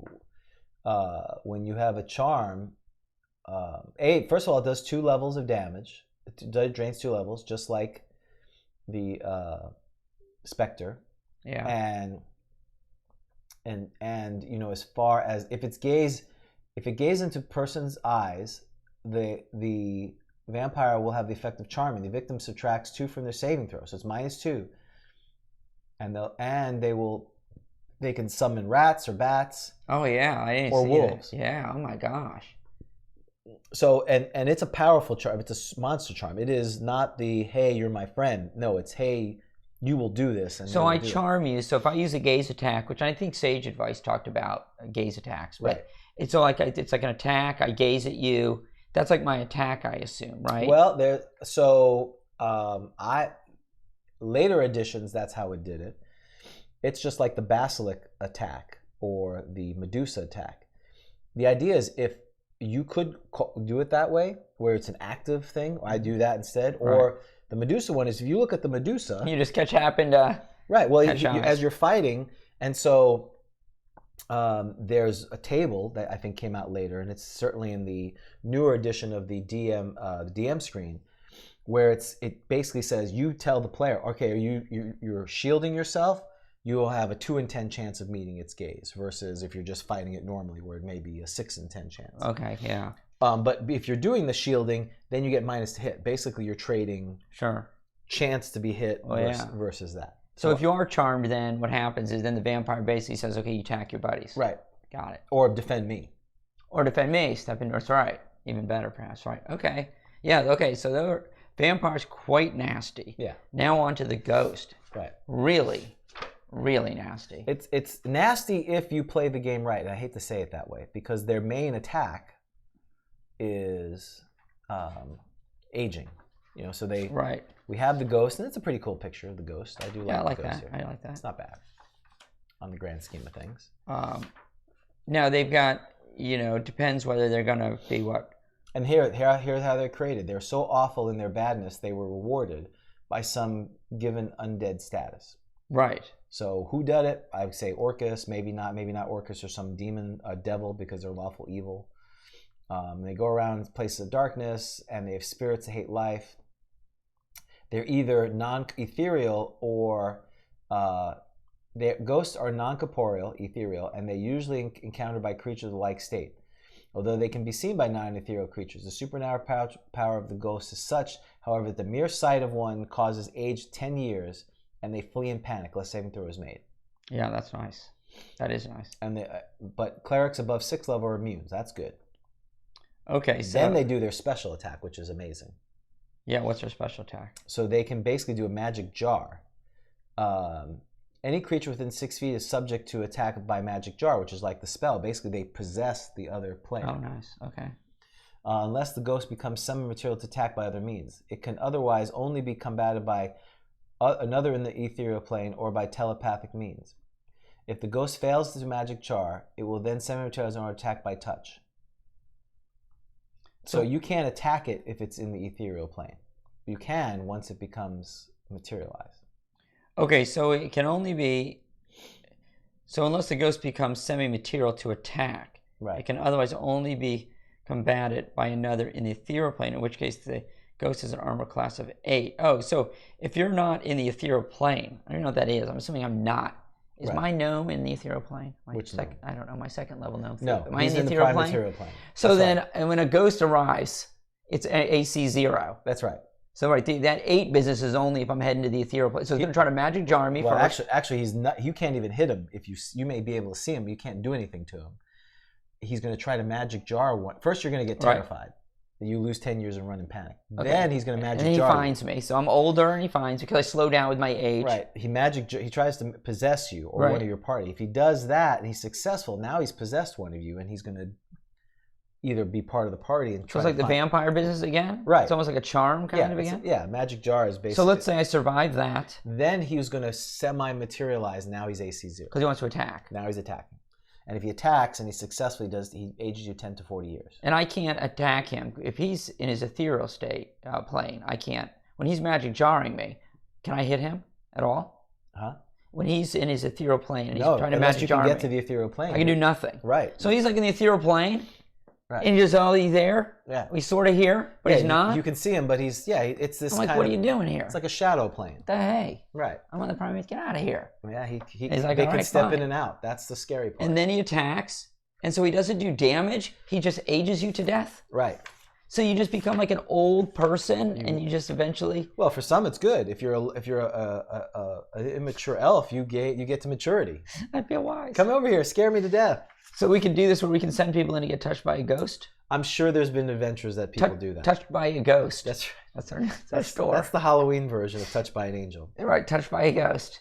For your youth. You want to be older? Yeah, it'd be terrible, right? Because the teenagers think it's like, it'd be great. Right. But it's 10 to 40. Yeah, it's 10 to 40. Yeah. So it's a bit of a gamble. We would be either 60 or 90 plus or minus.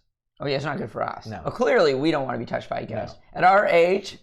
You don't want to be touched by a ghost. No, but if you had a bunch of babies that you wanted to help get them to be adult quickly, I don't know how that would work, but they went from babies to 10 to 40. They can be attacked with spells only from creatures who are in the ethereal plane. So, no spells. Right. any human killed by a ghost forever dead. You're not being resurrected. You're not being raised. That's right. But you can. But he does have hit points. So I can't attack him. It's got to be a magical weapon. Yeah. Silver or magical. Does it say that somewhere? Yeah, it says it later. Oh, that's horrible. Okay. All right. All right. So the last one is the Lich. Those are a special. I don't know what that means. Lich. All right. Well, the special there on the turning. We haven't got to the turning table. Lich. That's it. I mean, that's the iconic picture, of course. Yes, the Lich is on what page is that? Page 61. 61. Okay. The iconic Lich picture. All right. So what makes he? 11 plus hit dice. Right. AC 0. Yep. One attack, 1 to 10, +1 or better to hit. Yeah. Super genius. Super genius. Wildy Coyote. Wow. Neutral. Paren evil. Yeah. A Lich exists because of its own desires and the use of powerful and arcane magic. Right. So there's no definition, but there have been people who kind of defined what it would take to do that. All right. A Lich is most often encountered within its hidden chambers. This lair typically being in some wilderness area. So basically, you think of the Lich as like, he's like commanding the undead army or something. Right. He's like back in the wilderness. He's not here to cause no trouble. He's a powerful super creature that sits in the back and schemes whatever undead immortal creatures do. Got it. Hit dice are 8-sided, can be affected only by magical attack forms or by monsters with magical properties. Yep. So magical attack forms means magic weapons too? I mean, magic weapons or spells? Yes. Okay. Well, that affect it. Wait, what does that mean? Lich can be affected only by magical attack forms. What's in a magical attack form? It's, in other words, anything that's non-magical. So you have, if magic weapons or magic, in other words, you have to have +1 weapons. Right. So in other words, magical attack forms means spells or magic weapons. That's right. Okay. Liches were formerly ultra-powerful magic users. Oh, or magic user clerics. Oh my gosh, I'm not less than 18th level. So this is the problem with them. They retain their spell use. Oh, that's terrible. So they are 18th level magic users or 18th level magic user clerics. All Liches are able to use magic appropriate to the level they had attained prior to becoming non. Why is it 11 plus hit dice? Well, because that's when they go through this undead status, that's what they become. 11. But it says plus. Where's Yeah, on their hit dice it says 11 plus. Excuse me. I don't know what the plus is for. To be honest. We always just rolled 11 hit dice. Okay. I'm sure there's a reason why. Okay. Oh yeah, that's horrible. And then if you're below 5th level, you flee in panic. Oh yeah, you can't take on a Lich. You're not supposed to. No, it's horrible. People who do are, you can't kill, you can't do power words, you can't charm, you can't sleep them. Again, if they have super genius, they're immune to certain. Even if you were going to argue the illusions don't affect undead, because they're super genius level, they're 19 or 20 intelligence, so they're immune to certain illusions at that point. Okay. So they're the apex of that. So undead in general are scary stuff. The advantage that a party has is that they have turning. They have the ability to turn undead. Right. A cleric, by using the power of their deity, can turn them. And so the turntable is on page 75 of the DMG. Right. And what you'll notice is it's a pretty quick progression. By the time you're 8th level, you have a chance to turn anything. Oh, and at 4th level, you're automatically turning skeletons and zombies automatically. Right. So the process of turning undead is, the cleric in his action or her action says, "I'm going to turn." They present their holy weapon, and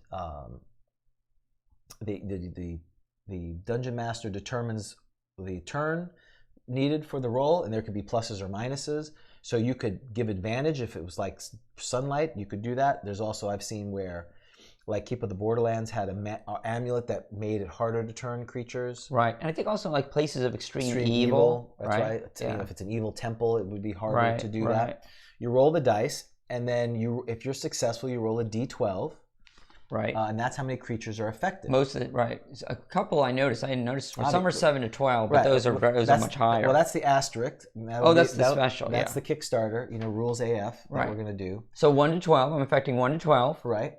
And I'm affecting them for. I know it's where is it? I know it indicated in here. 3 to 12 rounds. That sounds correct to me. 12, something about 12 rounds. Yeah. There it is. Not less than 3, nor more than 4. So 1 to 12 affected for 3 to 12 rounds. Right. And they move away from you. That's right. But I think everyone plays it, and I think Sage Advice said this too, I believe, was that if you attack them, they will of course defend themselves. Right. It's kind of like the vampire, right? Their turn, they're recoiling, kind of. I mean, not exactly like the recoil. It's more serious. Exactly. But if you start attacking them, then you, what we say, break the turn. That's right. Most players play it that way. It's nowhere in the by the book. I don't think it's anywhere discussed. No, and I've seen other where if let's say the creature's in the corner, you could shoot them with missiles, and some groups have said, well, as long as you're not near them, they won't come after you. I would not play it that way. And that's fine. Because I don't think you're going to, in other words, I'm going to run from you. I'm horrified by what I see. You turn me, Right. But if I'm getting killed, I'm not going to stand there and be killed. Sure, and I think that's a reasonable example. And they will come back. I mean, you should roll. Right. I mean, most of us, I think they're turned, they're in the corner, whatever, and then people move on, and technically they can come back. Right. Now, of course, if you're evil, as we talked about, right? Now, you were neutral in there. We'll talk about the neutral rules. If you're evil, you can they're either going to be neutral to you or they're going to follow, if I recall correctly. Exactly. Is that right? It says here under evil clerics, cause the creatures to be neutral or friendly attitude according to their reaction dice score. So you have to roll a reaction. So charisma matters here. Charisma is very important. This is why that's not a dump stat. You're going to be a charming. So if you're an evil cleric, you really, or we'll talk about neutral, you really like a high charisma. Well, in theory, clerics should always have high charisma because part of their job is to, convert people, and if they're more charismatic, they would do that. But if you have a high charisma, they would join you. Unlike, it's time to go. The place is falling down. The place is falling down. That's awesome. Yes. Now, if you're a neutral, that's awesome. If you're a neutral cleric, we know that there was no discussion of. Just talks about evil and good. Right. The idea was, because again, originally the neutral cleric was a druid. Right. If you're a neutral cleric, you were a druid. But there's also lawful neutral and chaotic neutral, as I've talked about. Yeah, that's true. But the idea was, and even then, I think it was really evil clerics or good clerics. Well, if you think about it, in some respects, a neutral cleric is maybe a little unusual, because you think of having a strong conviction about something. Neutral clerics don't seem to have strong convictions. I'm sure that's debatable. But if I recall correctly, ultimately, Polyhedron took the position, which was that if it is lawful neutral, you act as a good cleric. Do I have this right? Go ahead. And it's chaotic. Which one was it? Lawful neutral acts. Your lawful neutral would be good. Chaotic neutral would be evil. So if you're chaotic neutral cleric and you're following the Polyhedron rule, you can actually attract undead, which gets. You've done this. You played a chaotic neutral. You worship Dionysus, right? Dionysus, and this created some real. I mean, it was kind of wacky. I thought it was fun. Well, it was a wacky place because you had skeletons serving drinks. So yeah, and you had the ghouls were following and you had the ghouls were following along with the party because you befriended the ghouls, right? Then you had the ghouls. We befriended the ghouls. Well, it was like there was two of them, right? I can't remember their names. Thing 1, Thing 2. Thing 1, Thing 2. We're following around. So okay. So one of our folks said, again, on the reaction table, there are hostile reactions. But I think the worst that can happen is you're neutral, right? Right, and that's what I basically said. You think you need a positive. I never liked it. There's a one where there's a 50% chance of positive. Right. You think at the end of the day, you've got to roll a positive reaction. That's right. And then they'll befriend you. That's right. And they follow you around for a while, So don't they? I think if you roll a 56 or higher, and then you roll again 55% towards positive, they would go towards you. And they follow you around for a while. I'm trying to remember with the evil. Well, it depends on the type of evil. Oh, that's right. It's in another part, isn't it, right. of the book? On the turning undead, of course, because it wouldn't be right in the same place. Right. That would be too easy. It's on page 65. Right. It talks about the amount of time. Evil clerics. It's not very... So for us, it's the situation of you're using the reaction table, and again, at worst, if you roll and it's neutral, because again, you're going to take your positive modifier. If your charisma's high, you're going to advance that. So you have a better chance of rolling a positive one. But if you still roll negative or below, neutral or below, you can't do it. So can you talk a little bit? I'm just going to grab make sure that I've got to get to that. I know this is fascinating for the podcast. I got to get to the post office at some point. Yes, that's sending right. it. Well, can you talk quickly about? I know it's confusing. So about the amount of people you turn in different well, groups. there's two parts that are still there. The undead as a mixed group, because unfortunately you may have the DM may present an encounter that has multiple. So on page 65, it talks about that. It talks about it in a couple ways. It's still not very clear, at least if you read it.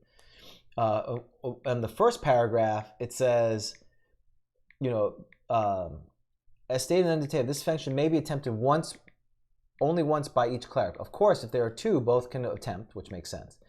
There's also an exceptional case where turning may be practiced more than once by each and every cleric concerned. This occurs in cases where multiple forms of creatures subject to turning are involved.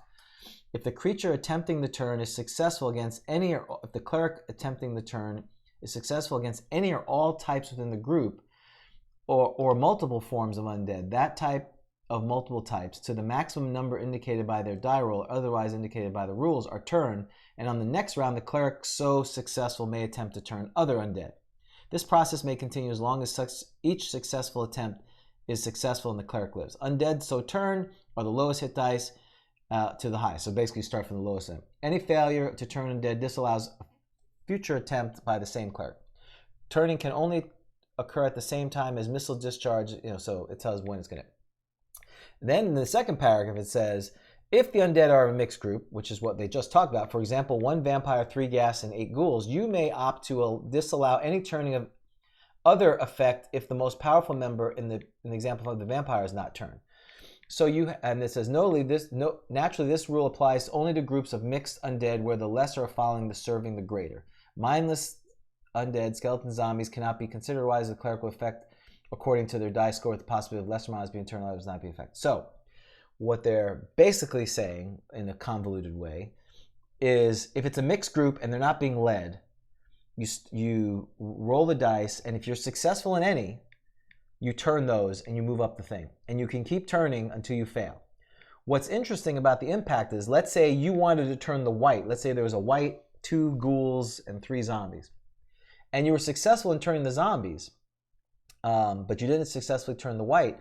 You would turn the zombies, you could try again, but that first round, the white's still coming after you. It may take 3 rounds for you to get to turning the chance of doing the white, which makes these mixed groups very powerful. Right.